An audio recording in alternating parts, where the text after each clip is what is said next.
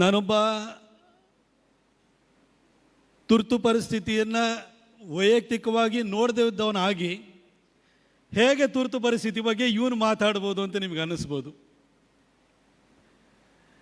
ಎಷ್ಟೋ ಸರಿ ಇತಿಹಾಸವನ್ನು ನಾವು ಓದಬೇಕಾದ್ರೆ ಆ ಕಾಲಘಟ್ಟದಲ್ಲಿ ನಾವು ಹುಟ್ಟಿದ್ವೋ ಇದ್ವೋ ಅಂತ ಮುಖ್ಯ ಅಲ್ಲ, ಆ ಕಾಲಘಟ್ಟದಲ್ಲಿ ಯಾವುದನ್ನೇನು ನಡೆದಿತ್ತು ಅನ್ನೋದನ್ನು ನಾವು ಆಧಾರ ಸಮೇತವಾಗಿ ಮಾತಾಡಬೇಕಾದ್ರೆ ಅಂಜಿಕೆ ಏನು ಬೇಕಾಗಿರೋದಿಲ್ಲ.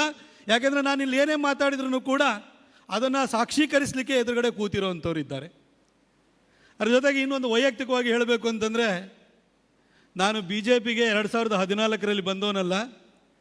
ನನ್ನ ತಂದೆ 1961ರಲ್ಲೇ OTC ಕ್ಯಾಂಪನ್ನು ನಾಗ್ಪುರದಲ್ಲಿ ಮಾಡಿದಂಥವ್ರು. 1968ರಲ್ಲಿ ಮೊದಲನೇ ಕರ್ನಾಟಕದಲ್ಲಿ ಪಂಚಾಯತ್ ರಾಜ್ ಚುನಾವಣೆ ಬಂದಾಗ ಜನಸಂಘದ ಗುರುತಾದಂಥ ದೀಪದ ಗುರುತಲ್ಲಿ ನಿಂತು ಹಾಸನ ಜಿಲ್ಲೆಯಲ್ಲಿ ಪಂಚಾಯಿತಿ ಚೇರ್ಮನ್ ಆದಂಥ ಮೊದಲನೇ ವ್ಯಕ್ತಿ ನಮ್ಮಪ್ಪ. ಹಾಗೆ ಈ ತುರ್ತು ಪರಿಸ್ಥಿತಿ ಘೋಷಣೆ ಆಗಿ ಅದು 21 ತಿಂಗಳ ಕಾಲ ಇದ್ದಂಥ ಸಂದರ್ಭದಲ್ಲಿ ನಮ್ಮ ತಂದೆನೂ ಕೂಡ ನಾನು ಆವಾಗ ತುರ್ತು ಪರಿಸ್ಥಿತಿ ಘೋಷಣೆ ಆದ ನಂತರ, ಅದಾದ ನಾನು 76ರಲ್ಲಿ ಹುಟ್ಟಿದ್ದು. ನಾನು ತುರ್ತು ಪರಿಸ್ಥಿತಿ ಘೋಷಣೆ ಆಗಿ ನಮ್ಮ ತಂದೆ ಜೈಲಿಗೆ ಹೋದಾಗ ನಾನು ನಮ್ಮ ತಾಯಿಯ ಹೊಟ್ಟೆಯಲ್ಲಿದ್ದೆ. ಅದಾದ ನಂತರ ಜನಿಸಿದವನು. ಹಾಗಾಗಿ ಈ ತುರ್ತು ಪರಿಸ್ಥಿತಿಗೂ ನನಗೂ ಸಂಬಂಧ ಇದೆ. ನಾನು ಹೊಟ್ಟೆಯಲ್ಲಿದ್ದಾಗ ನಮ್ಮ ಅಪ್ಪನೂ ಕೂಡ ಜೈಲಿಗೆ ಹೋಗಿದ್ದರು. ಹಾಗಾಗಿ ನಾನು ನನ್ನ ಲೇಖನಗಳನ್ನು ಬರೆಯುವಂಥ ಕಾಲದಿಂದಲೂ ಕೂಡ ಇದ್ಯಾರೋ ಬಂದು ಪ್ರತಾಪ್ ಸಿಂಹ ಹೊಸದಾಗಿ ಬರೆದ ಅಂತಲ್ಲ. ಆ ಕಾಲದಲ್ಲಿ ಈ ಒಂದು ರಾಷ್ಟ್ರೀಯತೆಯ ಬಗ್ಗೆ, ಹಿಂದುತ್ವದ ಬಗ್ಗೆ ಪತ್ರಿಕೋದ್ಯಮದಲ್ಲಿ ಒಂದು ಅಕ್ಷರವನ್ನು ಬರೀಲಿಕ್ಕೂ ಕೂಡ ಅಂಜುವಂತಹ ಸಂದರ್ಭದಲ್ಲಿ ಮೈನಾರಿಟಿಯವರನ್ನು ಉಲ್ಲೇಖ ಮಾಡಬೇಕಾದ್ರೆ ಮುಸಲ್ಮಾನ ಬಾಂಧವರು, ಕ್ರೈಸ್ತ ಬಾಂಧವರು ಅಂತೇಳಿ ಯಾವ ರೀತಿ ಸಂಬಂಧಿಕರಾಗ್ತಿದ್ರು ಗೊತ್ತಿಲ್ಲ, ಪತ್ರಕರ್ತರು ಬಾಂಧವರು ಅಂತ ಬರೆಯುವಂಥ ಸಂದರ್ಭದಲ್ಲಿ ಮುಸಲ್ಮಾನರು ಅಂತ, ಕ್ರೈಸ್ತರು ಅಂತ ನಾನು ಬರೆದಂಥದ್ದು. ಯಾಕೆಂದರೆ ನನಗೆ ಹಿನ್ನೆಲೆನೂ ಕೂಡ ಇದೇ ರೀತಿ ಇದೆ. ಇದರಲ್ಲಿ ಯಾರನ್ನು ಕೂಡ ಜಾತಿ ಧರ್ಮ ಅಂತ ಅನ್ಯತಾ ಭಾವಿಸುವಂಥದ್ದು ಅಗತ್ಯನೂ ಇಲ್ಲ. ಆದರೆ ನೇರವಾಗಿ ಕೆಲವು ವಿಚಾರಕ್ಕೆ ಬರ್ತೀನಿ. ಕಾರ್ಯಕ್ರಮವನ್ನು ಆಯೋಜನೆ ಮಾಡುವಲ್ಲಿ ನಮ್ಮ ಕೊಡಗಿನ ಖ್ಯಾತ ವೈದ್ಯರು ಆಗಿರುವಂಥ ನವೀನ್ ಅವರು ಕೂಡ, ಡಾಕ್ಟರ್ ನವೀನ್ ಅವರು ಬಂದಿದ್ದಾರೆ. ಅವರಿಗೂ ಕೂಡ ನಾನು ಧನ್ಯವಾದವನ್ನು ಹೇಳ್ತೀನಿ. ಈ ಕಾರ್ಯಕ್ರಮ ಆಯೋಜನೆ ಮಾಡಲು ಅವರು ಕೂಡ ಯೋಗದಾನವನ್ನು ಕೊಟ್ಟಿದ್ದಾರೆ. ಇನ್ನು ನೇರವಾಗಿ ಒಂದೆರಡು ವಿಚಾರಗಳಿಗೆ ಬರೋದಾದರೆ, ನಮ್ಮಲ್ಲಿ ಭಾರತೀಯ ಜನತಾ ಪಕ್ಷ ಇರ್ಬೋದು, ನಮ್ಮ ಹಿತೈಷಿಗಳಿರ್ಬೋದು, ಎಷ್ಟೋ ಸಾರಿ ನಾವು ಇತಿಹಾಸದ ಬಗ್ಗೆ ನಾವು ಮುಂದೆ ಬಂದಾದ ಕೂಡಲೇ ಹಳೆದನ್ನು ಮರೆತು ಬಿಡ್ತೀವಿ ನಾವು. ಆದರೆ ಕಾಂಗ್ರೆಸ್ ಅವ್ರ ಹತ್ರ ನಾವು ಒಂದು ಕಲಿಬೇಕಾದ್ದು ಏನು ಅಂತ ಹೇಳಿದರೆ, ಇವತ್ತು ಕಾಂಗ್ರೆಸ್ನ ಯಾರು ಕಾರ್ಡ್ ಹೋಲ್ಡರ್ನ ಹೋಗಿ ಕೇಳಿ ನೀವು, ಇಂದಿರಾ ಗಾಂಧಿ, ನೆಹರು, ರಾಜೀವ್ ಗಾಂಧಿ ಎಲ್ಲ ಕತೆ ಹೇಳ್ತಿರ್ತಾನೆ. ಆದರೆ ನಾವು ಮುಂದೆ ಬಂದಾದ ಕೂಡಲೇ ಹಿಂದಿನವ್ರನ್ನೆಲ್ಲ ಮರ್ತೇ ಬಿಡ್ತೀವಿ.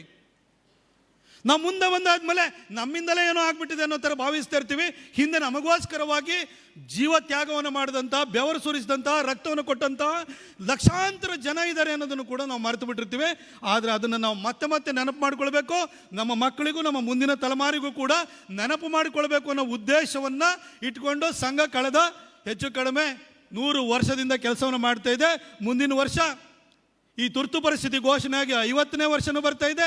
ಸಂಘ ಸ್ಥಾಪನೆಯಾಗಿ 100 ವರ್ಷನೂ ಕೂಡ ಆಗ್ತಾ ಇದೆ. ಹಾಗಾಗಿ ಈ ವಿಚಾರಗಳನ್ನು ನಾವು ಮತ್ತೊಮ್ಮೆ ಮೆಲುಕು ಹಾಕಿ ಮುಂದಿನ ತಲೆಮಾರಿಗೆ ನೆನಪು ಮಾಡಿಕೊಳ್ಬೇಕಾದಂತಹ ಅನಿವಾರ್ಯ ಪರಿಸ್ಥಿತಿಯಲ್ಲಿ, ಕಾಲಘಟ್ಟದಲ್ಲಿ ನಾವಿದ್ದೀವಿ. ಯಾಕೆಂತಂದರೆ ಇವತ್ತು ಅಂದರೆ ಮೊನ್ನೆ ಜನವರಿ 22ನೇ ತಾರೀಕು ರಾಮ ಜನ್ಮಭೂಮಿಯಲ್ಲಿ ಭವ್ಯವಾದಂತಹ ರಾಮ ಮಂದಿರ ನಿರ್ಮಾಣ ಆದ ಕೂಡಲೇ ನಮಗೆ ರಾಮ ಮಂದಿರ ನಿರ್ಮಾಣವನ್ನು ನೋಡಿ ನಮಗೆ ಭಾಳ ಖುಷಿ ಆಯಿತು. ನಾವು ರೀತಿ ಪುಳಕಿದ್ವು ಅದು. ಆದರೆ ರಾಮ ಮಂದಿರ ನಿರ್ಮಾಣ ಆಗೋದಕ್ಕಿಂತ ಮೊದಲು ಅದ್ರ ಹಿಂದೆ ಎಂಥ ದೊಡ್ಡ ಹೋರಾಟ ನಡೆದಿತ್ತು, ಎಷ್ಟು ಜನರು ಪ್ರಾಣವನ್ನು ಕಳ್ಕೊಂಡಿದ್ರು. ಮುಂಬೈನಲ್ಲಿ ಯಾವ ರೀತಿ ಹಿಂದೂಗಳನ್ನು ಸುಟ್ಟು ಹಾಕಿದ್ರು, ಅದಾದ ನಂತರ ಮುಂಬೈ ವೈಲೆನ್ಸ್ ಆಯಿತು. ಆನಂತರ ಬಾಲ್ ಠಾಕ್ರೆ ಕರೆಯನ್ನು ಕೊಟ್ಟಿದ್ದು, ಆಡ್ವಾಣಿಯವರ ರಥಯಾತ್ರೆಯನ್ನು ತೆಗೆದುಕೊಂಡು ಹೋಗಿದ್ದು, ಕಲ್ಯಾಣ್ ಸಿಂಗ್ ಅವರು ಅಧಿಕಾರವನ್ನು ತ್ಯಾಗ ಮಾಡಿದ್ದು, ಸಾಧ್ವಿ ರಿತಂಬರ್ ಅವರು ಇರ್ಬೋದು, ಉಮಾಭಾರತಿ ಅವರು ಇರ್ಬೋದು, ವಿನಯ್ ಕಟಿಯಾರ್ ಇರ್ಬೋದು, ಅಶೋಕ್ ಸಿಂಗಲ್ ಅವರು ಇರ್ಬೋದು, ಎಷ್ಟು ಜನರ ಬಲಿದಾನ ಇದೆ ಅನ್ನೋದನ್ನು ನಾವು 22ನೇ ತಾರೀಕು ನಮಗೆ ನೆನಪೇ ಬರಲಿಲ್ಲ. ಯಾಕೆಂದರೆ ನಮಗೆ ಗೊತ್ತೇ ಇಲ್ಲ. ಅದಾದ ನಂತರ ಎಷ್ಟೋ ತಲೆಮಾರು ಬೆಳೆದೋಗ್ಬಿಟ್ಟಿದೆ. ನಮ್ಮ ನೆಕ್ಸ್ಟ್ ಜನ್ರೇಷನಿಗೂ ಎಷ್ಟು ಕಷ್ಟಪಟ್ಟರು ಅನ್ನೋದು ನಾವು ಹೇಳಲೇ ಇಲ್ಲ. ಇಲ್ಲಿ ಎಷ್ಟೋ ಜನ ನೀವು ಕರೆಸಿದ್ರಿ. ಈ ಒಂದು ಕಾರ್ಯಕ್ರಮವನ್ನು ಯಾರ್ಯಾರು ಆಯೋಜನೆ ಮಾಡಿದ್ರಿ ನಿಮಗೆ ಧನ್ಯವಾದಗಳು. ಯಾಕೆಂತಂದರೆ ತುರ್ತು ಪರಿಸ್ಥಿತಿನಲ್ಲಿ ಭಾಗಿಯಾಗಿರೋರನ್ನೆಲ್ಲ ನೀವು ಕರೆದಿದ್ದೀರಿ, ಅವರಿಗೆ ಗೌರವ ಕೊಡುವಂಥ ಕೆಲಸವನ್ನು ಆಗಬೇಕು. ಎಷ್ಟೋ ಸರಿ ನಮಗೆ ರಾಜಕೀಯದಲ್ಲಿ ಅಧಿಕಾರ ಇಲ್ಲದೆ ಇದ್ದಾಗ ನನಗೆ ಒಂದು ಟಿಕೆಟ್ ವಂಚಿತ ಅಂತ ನಾನು ಅಂದ್ಕೊಂಡ್ರೆ, ಈ ಒಂದು ಟಿಕೆಟನ್ನು ಕೊಟ್ಟು ನನ್ನನ್ನು 10 ವರ್ಷ MP ಮಾಡಿದಿಲ್ಲ, ಆ ಪಕ್ಷದ ಒಂದು ಋಣವನ್ನು ಮರೆತು ನನಗೆ ಮುಂದೇನು ಮಾಡಲಿಲ್ಲ ಅಂತ ಹೇಳಿ ನಾವು ಕೊರಗ್ತಾ ಇರ್ತೀವಿ. ಈ ಒಂದು ಸ್ವಾರ್ಥ ಮನೋಭಾವನೆ, ನಾನು ಅನ್ನೋ ಭಾವನೆ ನಮ್ಮೊಳಗಡೆ ಸೇರಿದೆ. ನಾನೇನಾಗಬೇಕು, ನಮ್ಮ ಮಕ್ಕಳಿಗೆ ಏನು ಮಾಡಬೇಕು, ಇನ್ನೊಂದು ಮನಸ್ಥಿತಿ ಇದೆ. ಆದರೆ ಒಂದು 2-3 ತಲೆಮಾರು ಈ ದೇಶಕ್ಕೋಸ್ಕರ, ಧರ್ಮಕ್ಕೋಸ್ಕರ, ಈ ಒಂದು ಸಂವಿಧಾನದ ರಕ್ಷಣೆಗೋಸ್ಕರ ಏನನ್ನೂ ಕೂಡ ನಿರೀಕ್ಷೆನ ಮಾಡ್ದಲೆ ಒಂದು ನಿಷ್ಕಾಮ ಕರ್ಮ ನಿಜವಾದ ಧರ್ಮ ಅಂತ ಏನು ಹೇಳ್ತೀವಿ, ಆ ರೀತಿ ಜೀವನ ಕೊಟ್ಟು ಹೋಗ್ಬಿಟ್ಟಿದ್ದಾರೆ. ಏನೇನು ಪ್ರತಿಫಲ ಅನ್ನೋದು ಅವ್ರಿಗೆ ಸಿಕ್ಕಿಲ್ಲ. ಕನಿಷ್ಠ ಪಕ್ಷ ಅವರಿಗೆ ಪ್ರತಿಫಲ ಸಿಗದೇ ಇದ್ರೂ ಪರವಾಗಿಲ್ಲ, ಅವರ ಪರಿಶ್ರಮವನ್ನು ನೆನಪು ಮಾಡಿಕೊಳ್ಳುವಂತಹ ಕನಿಷ್ಠ ಕೃತಜ್ಞತೆ, ಸೌಜನ್ಯವನ್ನಾದರೂ ತೋರುವಂಥದ್ದೇ ಈ ಒಂದು ಕಾರ್ಯಕ್ರಮದ ಉದ್ದೇಶ ಅಂತ ಹೇಳಲಿಕ್ಕೆ ಬಯಸ್ತೀನಿ. ಎಮರ್ಜೆನ್ಸಿ ಬಗ್ಗೆ ನಾನು ಹೇಳ್ತಾ ಹೋಗ್ಬೋದು, ಬಹಳ ದೀರ್ಘವಾಗಿಯೂ ಕೂಡ ಹೇಳ್ಬೋದು. ಆದರೆ ನಾನು ರಾಜಕೀಯವನ್ನು ಸ್ವಲ್ಪ ಮಿಕ್ಸ್ ಮಾಡಲಿ ಹೇಳಲಿಕ್ಕೆ ಬಯಸ್ತೇನೆ. ನಮ್ಮಲ್ಲಿ ಯಾವುದೇ ಚುನಾವಣೆ ಬಂದಾದ ಕೂಡಲೇ BJPಗೆ ಅಧಿಕಾರಕ್ಕೆ ಬಂತು ಅಂದರೆ ನಾವು 400 ಪಾರ್ ಅಂತ ಹೇಳಿದರೆ ಸಂವಿಧಾನ ಬದಲಾಯಿಸ್ಬಿಡ್ತೀವಿ ಅಂತ ಹೇಳಿದ್ರೆ, ಯಾರೋ ಒಂದು ಹೇಳಿಕೆ ಕೊಟ್ಟು ಅಂತ ಹೇಳಿದರೆ ಇವರು ಸಂವಿಧಾನನ ಬದಲಾಯಿಸ್ಬಿಡ್ತಾರೆ ಅಂತ ಹೇಳ್ತಾರೆ. ಆದರೆ ಅಂಬೇಡ್ಕರ್ ಅವರು ರಚನೆ ಮಾಡಿರುವಂತಹ ಸಂವಿಧಾನದ ಮೂಲ ಪ್ರತಿ ಕ್ಯಾಲಿಗ್ರಫಿನಲ್ಲಿದೆ. ಆ ಪ್ರತಿಯನ್ನು ನೀವು ನೋಡಿದರೆ, ಅಂಬೇಡ್ಕರ್ ಅವರು ರಚನೆ ಮಾಡಿರುವಂಥ ಸಂವಿಧಾನ ನೋಡಿದರೆ, ಅವರ ಒಂದು ರಚನೆ ಮಾಡಿರುವಂಥ ಸಂವಿಧಾನದಲ್ಲಿ ಈ ಭಾರತೀಯತೆ ಅನ್ನೋದು, ಇಂಡಿಯನ್ ಈಥೋಸ್ ಅನ್ನೋದು, ಭಾರತದಲ್ಲಿರುವಂಥ ಈ ಮೂಲ ಏನು ನಮ್ಮ ಈ ಪುರಾಣ ಪುಣ್ಯಕಥೆಗಳಿದೆ, ಅದರಿಂದ ಎಷ್ಟು ಇನ್ಸ್ಪೈರ್ ಆಗಿ ಆ ಸಂವಿಧಾನವನ್ನು ರಚನೆಯನ್ನು ಮಾಡಿದರೆ, ಅದನ್ನು ಮುರಿದಂಥವ್ರು ಯಾರು, ಅದನ್ನು ಬದಲಾಯಿಸ್ಲಿಕ್ಕೆ ಹೋದಂಥವ್ರು ಯಾರು, ಸಂವಿಧಾನದ ಬೇಸಿಕ್ ಸ್ಟ್ರಕ್ಚರ್ನ ಚೇಂಜ್ ಮಾಡ್ಲಿಕ್ಕೆ ಹೊರಟವ್ರು ಯಾರು, ಅದು ಕಾಂಗ್ರೆಸ್ಸಿಗರು ಅನ್ನೋದು ನಮಗೆ ಅರ್ಥವಾಗುತ್ತೆ. ನೀವು ಆ ಕ್ಯಾಲಿಗ್ರಫಿಲ್ ಬರೆದಿರುವಂಥ ಸಂವಿಧಾನ ನೋಡಿದರೆ, ಆ ಸಂವಿಧಾನದಲ್ಲಿ ರಾಮಾಯಣ, ಮಹಾಭಾರತದ, ವೇದ, ಉಪನಿಷತ್ತಿನ ನಿದರ್ಶನಗಳು ಬರ್ತವೆ, ಕೋರ್ಟ್ಗಳು ಬರ್ತವೆ. ಪಾರ್ಲಿಮೆಂಟಲ್ಲಿ ಇವತ್ತೂ ಕೂಡ ನೀವು ಹೋಗಿ ಸ್ಪೀಕರ್ ಚೇರ್ನಲ್ಲಿ ಅಲ್ಲಿಗೆ ಹೋಗಿ ನೀವು ಎಂಟ್ರಾಗಿ ಅಲ್ಲಿ ಹೋಗಿ ನೋಡಿದ ಕೂಡಲೇ ಧರ್ಮಚಕ್ರ ಪ್ರವರ್ತನಾಯ ಅಂತೇಳಿ ಹೇಳ್ಬಿಟ್ಟು ಅದರಲ್ಲಿ ಬರೆದಿದೆ. ನಮ್ಮ ಇಂಡಿಯನ್ ಈಥೋಸಿಂದ, ನಮ್ಮ ಮೈಥಾಲಜಿಯಿಂದ, ನಮ್ಮ ಪುರಾಣ ಪುಣ್ಯಕಥೆಗಳಿಂದ ಇನ್ಸ್ಪೈರ್ ಆಗಿರುವಂಥದ್ದು. ಹಿಂದೆನೂ ಕೂಡ ದೂರದರ್ಶನಲ್ಲಿ ಅದು ಒಂದು ಲೋಗದ ಕೆಳಗಡೆ ಬಂತು ಅಂದರೆ ಸತ್ಯಂ ಶಿವಂ ಸುಂದರಂ ಅಂತ ಬರ್ತಾ ಇತ್ತು, ಎಲ್ಲದೂ ಇತ್ತು. ಅಂಬೇಡ್ಕರ್ ಅವರು ಬರೆದಿರುವಂತಹ ಸಂವಿಧಾನದಲ್ಲಿ ಭಾರತೀಯತೆ ಅನ್ನೋದು ಈ ದೇಶದ ನೆಲ, ಜಲ, ಧರ್ಮ ಏನಿದೆಯಲ್ಲ ಅದು ಪ್ರತಿಬಿಂಬಿತವಾಗಿದೆ ಅದರೊಳಗಡೆ. ಆದರೆ ಅದೇ ಅಂಬೇಡ್ಕರ್ ಅವರು ಬರೆದಂತಹ ಸಂವಿಧಾನದ ಪ್ರಿಯಾಂಬಲನ್ನು ಬದಲಾಯಿಸಿದ್ದು, ಅಂಬೇಡ್ಕರ್ ಬರೆದಿರುವಂಥ ಸಂವಿಧಾನದಲ್ಲಿ ಅವರು ಹಾಕಿಕೊಟ್ಟಂಥ ಮೇಲ್ಪಂಕ್ತಿಗಳಿದ್ದು, ಅವು ಯಾವುದನ್ನು ಅವರು ಬದಲಾಯಿಸಬಾರ್ದು ಅಂತಿದ್ರು, ಅದನ್ನು ಬದಲಾಯಿಸಿದವರು ಯಾರಪ್ಪ ಅಂತೇಳಿ ಹೇಳಿದರೆ ಅದು ಇಂದಿರಾ ಗಾಂಧಿಯವರು ಮತ್ತು ಈ ಎಮರ್ಜೆನ್ಸಿ ಅನ್ನೋದು. ಅದಕ್ಕೋಸ್ಕರವಾಗಿ ಇದ್ರ ಬಗ್ಗೆ ಒಂದು ಆಳವಾದಂಥ ಅಧ್ಯಯನ ನಮಗೆ ಬೇಕಾಗುತ್ತೆ. ಬಂಧುಗಳೇ, ಯಾಕಾಗಿ ಈ ಎಮರ್ಜೆನ್ಸಿಯನ್ನು ಹೇರಿದ್ರು ಅನ್ನೋದನ್ನು ಮಂಜು ಅವರು ಕೂಡ ಭಾಳ ಸವಿಸ್ತಾರವಾಗಿ ಹೇಳಿದ್ದಾರೆ. ನಾನೊಂದು ಕೆಲವು ಅಂಶಗಳೊಂದಿಗೆ ಬರೋದಾದರೆ, ಚುನಾವಣಾ ಅಕ್ರಮ ಅನ್ನೋಂಥದ್ದು ಇವತ್ತೇನು ಹೊಸದೇನಲ್ಲ. ಆದರೆ ಈ ಚುನಾವಣಾ ಅಕ್ರಮ ಅನ್ನೋದನ್ನು ಇಂದಿರಾ ಗಾಂಧಿಯವರ ಕಾಲದಲ್ಲಿ ಅವರು ಪ್ರಾರಂಭ ಮಾಡಿಬಿಟ್ಟಿದ್ರು. 1971ರಲ್ಲಿ ಎಲೆಕ್ಷನ್ ಆಯಿತು, ರಾಯ್ಬರೇಲಿನಲ್ಲಿ ಎಲೆಕ್ಷನ್ ನಿಂತ್ಕೊಂಡ್ರು. ರಾಯ್ಬರೇಲಿನಲ್ಲಿ ಎಲೆಕ್ಷನ್ ನಿಂತಾದ ಮೇಲೆ ಚುನಾವಣಾ ಅಕ್ರಮವನ್ನು ಎಸಗಿ ಅವಾಯ್ತು. ಯಾಕೆ ಅಂತಂದರೆ ಕಾಂಗ್ರೆಸ್ ಅನ್ನೋದು 2 ಪಾರ್ಟಿಯಾಗಿ ಸ್ಪ್ಲಿಟ್ ಮಾಡುವಂಥ ಹಂತಕ್ಕೆ ಬಂದು ಆಲ್ಮೋಸ್ಟ್ ಸ್ಪ್ಲಿಟ್ ಆಗೋಗ್ಬಿಟ್ಟಿತ್ತು. ಹಾಗಾಗಿ ಇಂದಿರಾ ಗಾಂಧಿ ಅವರು ಚೇರನ್ನು ಉಳಿಸ್ಕೊಳ್ಬೇಕಿತ್ತು, ಮತ್ತು ಅಧಿಕಾರಕ್ಕೂ ಕೂಡ ಬರಬೇಕಿತ್ತು. ಹಾಗಾಗಿ 1971ರ ಚುನಾವಣೆಯಲ್ಲಿ ಅವರು ಚುನಾವಣಾ ಅಕ್ರಮವನ್ನು ಎಸಗಿ ಆ ಚುನಾವಣೆನ ರಾಯ್ಬರೇಲಿಯಿಂದ ಲೋಕಸಭೆಗೆ ಆಯ್ಕೆ ಆಗ್ತಾರೆ. ಆದರೆ ತಕ್ಷಣಕ್ಕೆ ಅಲಹಾಬಾದ್ ಹೈಕೋರ್ಟ್ನಲ್ಲಿ ಅದರ ಬಗ್ಗೆ ದಾವೆ ಹೂಡಲಾಗುತ್ತೆ. ಹಾಗೆ ಹೂಡಿದಾಗ ಅದರ ಬಗ್ಗೆ ವಿಸ್ತೃತವಾಗಿ ಚರ್ಚೆ ಆಗುತ್ತೆ.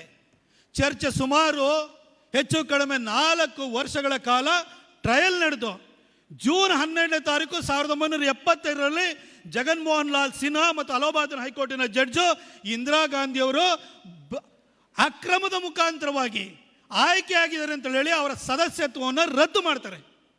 ಆ ರದ್ದು ಮಾಡಿದ ಮಾತ್ರ ಅಲ್ಲ, ಮುಂದಿನ 7 ವರ್ಷಗಳ ಕಾಲ ಅವರು ಚುನಾವಣೆಯ ಯಾವುದೇ 6 ವರ್ಷಗಳ ಕಾಲ ಚುನಾವಣೆಯ ಯಾವುದೇ ಪ್ರಕ್ರಿಯೆಯಲ್ಲೂ ಭಾಗಿಯಾಗಕೂಡದು ಅಂತೇಳಿ ಹೇಳಿಬಿಟ್ಟು ಅವರು ಆದೇಶವನ್ನು ಹೊರಡಿಸ್ತಾರೆ. ಹಾಗಾಗಿ ಇಂದಿರಾ ಗಾಂಧಿಯವರು ಅವ್ರು ರಿಸೈನ್ ಮಾಡಬೇಕಾದಂಥ ಅನಿವಾರ್ಯತೆ ಬರುತ್ತೆ. ಚುನಾವಣೆ ನಡೆದ್ರೂ ಕೂಡ ಕಂಟೆಸ್ಟ್ ಮಾಡಲಿಕ್ಕೂ ಕೂಡ ಅವ್ರಿಗೆ ಆಗೋದಿಲ್ಲ. ಹಾಗಾಗಿ ಇಂದಿರಾ ಗಾಂಧಿಯವರು ತನ್ನ ಅಧಿಕಾರವನ್ನು ಉಳಿಸ್ಕೊಳ್ಳೋದಕ್ಕೋಸ್ಕರವಾಗಿ ಯೋಚನೆಯನ್ನು ಪ್ರಾರಂಭವನ್ನು ಮಾಡ್ತಾರೆ. ತಕ್ಷಣಕ್ಕೆ ಸುಪ್ರೀಂ ಕೋರ್ಟ್ಗೂ ಕೂಡ ಅಪೀಲ್ ಹೋಗ್ತಾರೆ. ಸುಪ್ರೀಂ ಕೋರ್ಟ್ನಲ್ಲಿ ಜೂನ್ 24ನೇ ತಾರೀಕು ಅದರದ್ದು ತೀರ್ಪು ಬರಬೇಕು. ಫಸ್ಟ್ ಹಿಯರಿಂಗ್ ಆಗಬೇಕು. ಜೂನ್ 12ನೇ ತಾರೀಕು ಅವರ ಸದಸ್ಯತ್ವವನ್ನು ಅಸಿಂಧುಗೊಳಿಸಲಾಗಿದೆ. 24ನೇ ತಾರೀಕು ಸುಪ್ರೀಂ ಕೋರ್ಟ್ನಲ್ಲಿ ಜಡ್ಜ್ಮೆಂಟ್ ಬರುತ್ತೆ. ಈ 12 ದಿನ ಬಾಕಿ ಇತ್ತು. 12 ದಿನದಲ್ಲಿ ಇಡೀ ದೇಶಾದ್ಯಂತ ಪ್ರೊಟೆಸ್ಟ್ಗಳಾಯಿತು. ಇಂದಿರಾ ಗಾಂಧಿಯವರ ಪರವಾಗಿ ಆಯಿತು, ಅವ್ರ ವಿರುದ್ಧವಾಗಿ ಆಯಿತು. 24ನೇ ತಾರೀಕು VR ಕೃಷ್ಣ ಅಯ್ಯರು ಸುಪ್ರೀಂ ಕೋರ್ಟಿನ ಜಡ್ಜು ತೀರ್ಪನ್ನು ಕೊಡ್ತಾರೆ. ಇಂದಿರಾ ಗಾಂಧಿಯವರ ಸದಸ್ಯತ್ವವನ್ನು ಅಸಿಂಧುಗೊಳಿಸಿದ್ದಕ್ಕೆ ತಾತ್ಕಾಲಿಕವಾಗಿ ತಡೆಯನ್ನು ಕೊಟ್ಟು ಅದನ್ನು ಲಾರ್ಜರ್ ಬೆಂಚ್ಗೆ, ಅಂದರೆ ಏಕಸದಸ್ಯ ಪೀಠ ಇದ್ದಿದ್ದು ಬಹು ಸದಸ್ಯ ಪೀಠಕ್ಕೆ ಅದನ್ನು ವರ್ಗಾವಣೆ ಮಾಡುವವರೆಗೂ ತಾತ್ಕಾಲಿಕವಾಗಿ ಆ ಒಂದು ಅಲಹಾಬಾದ್ ಹೈಕೋರ್ಟಿನ ಆದೇಶಕ್ಕೆ ತಡೆಯನ್ನು ಕೊಟ್ಟು ಹೇಳ್ತಾರೆ.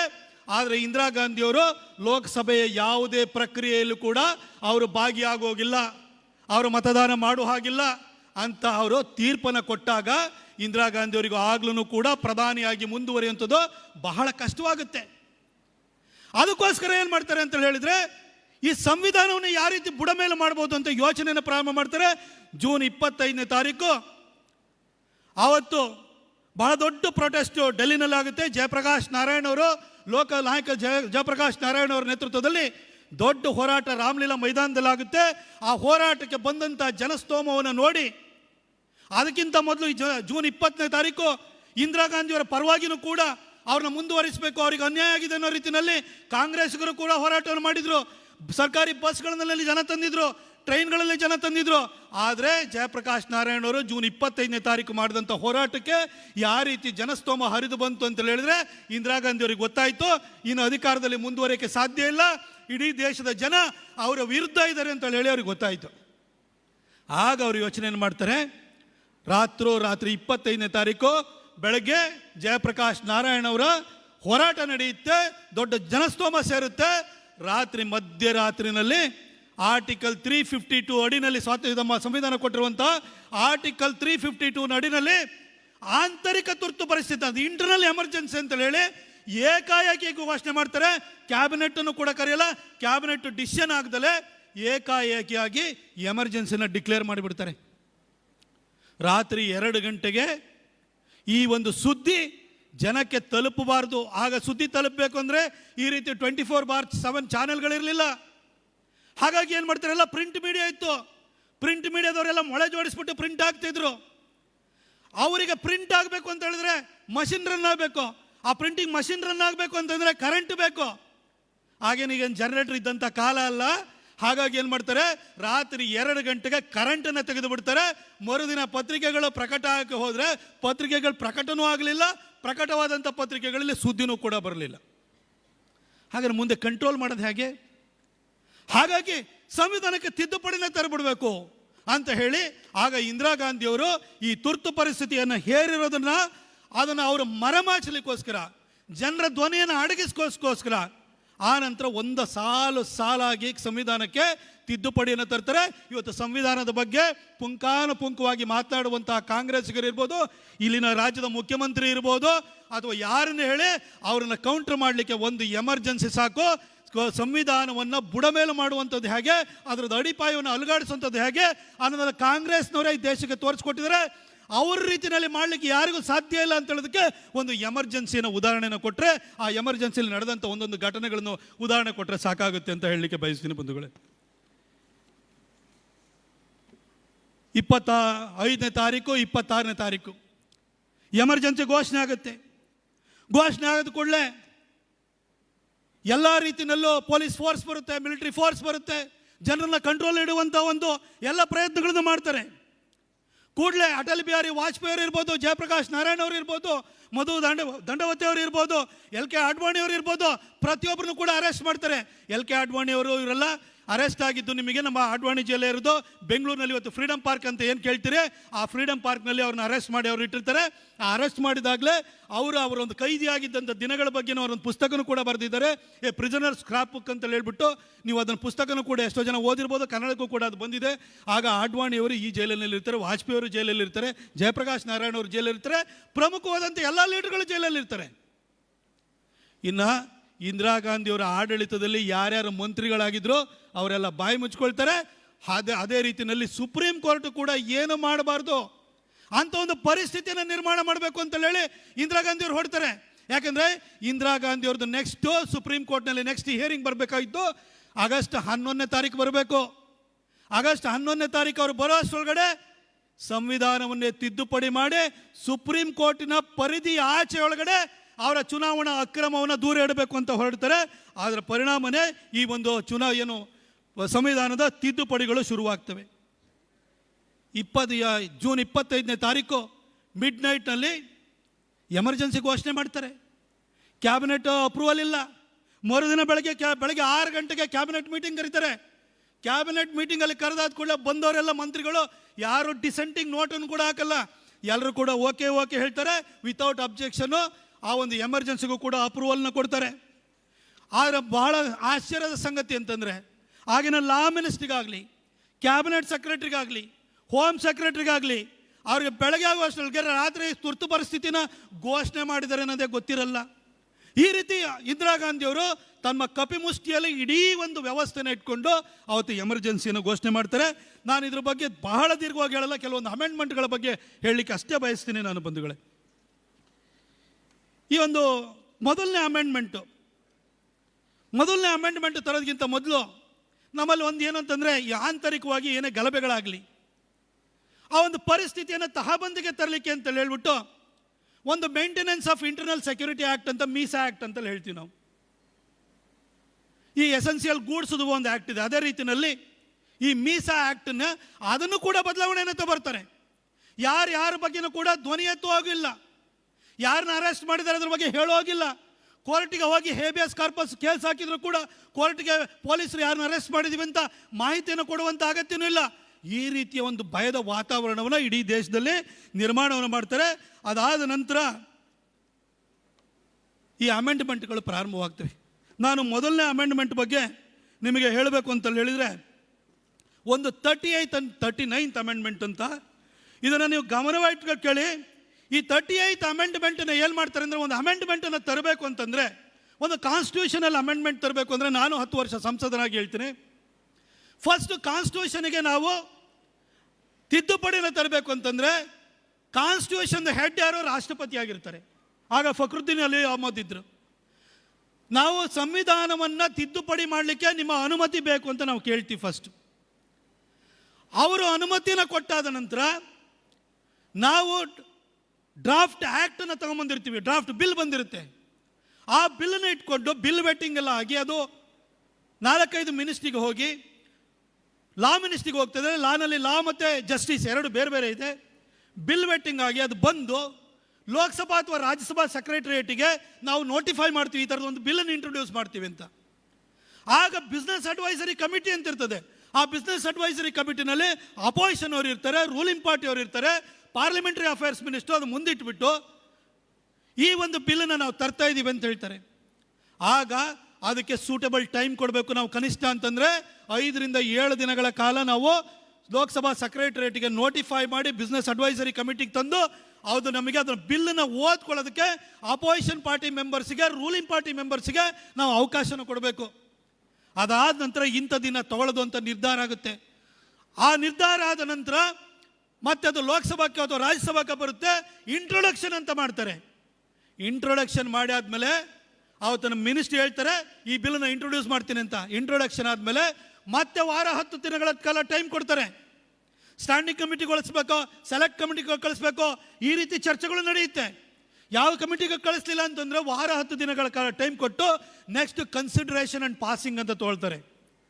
ಆ ಕನ್ಸಿಡರೇಷನ್ ಆ್ಯಂಡ್ ಪಾಸಿಂಗ್ ಆದ ನಂತರ ಮತ್ತೆ 1 ವಾರಗಳ ಕಾಲ ಟೈಮನ್ನು ಕೊಟ್ಟು ರಾಜ್ಯಸಭೆಗೆ ಕಳಿಸ್ತೀವಿ.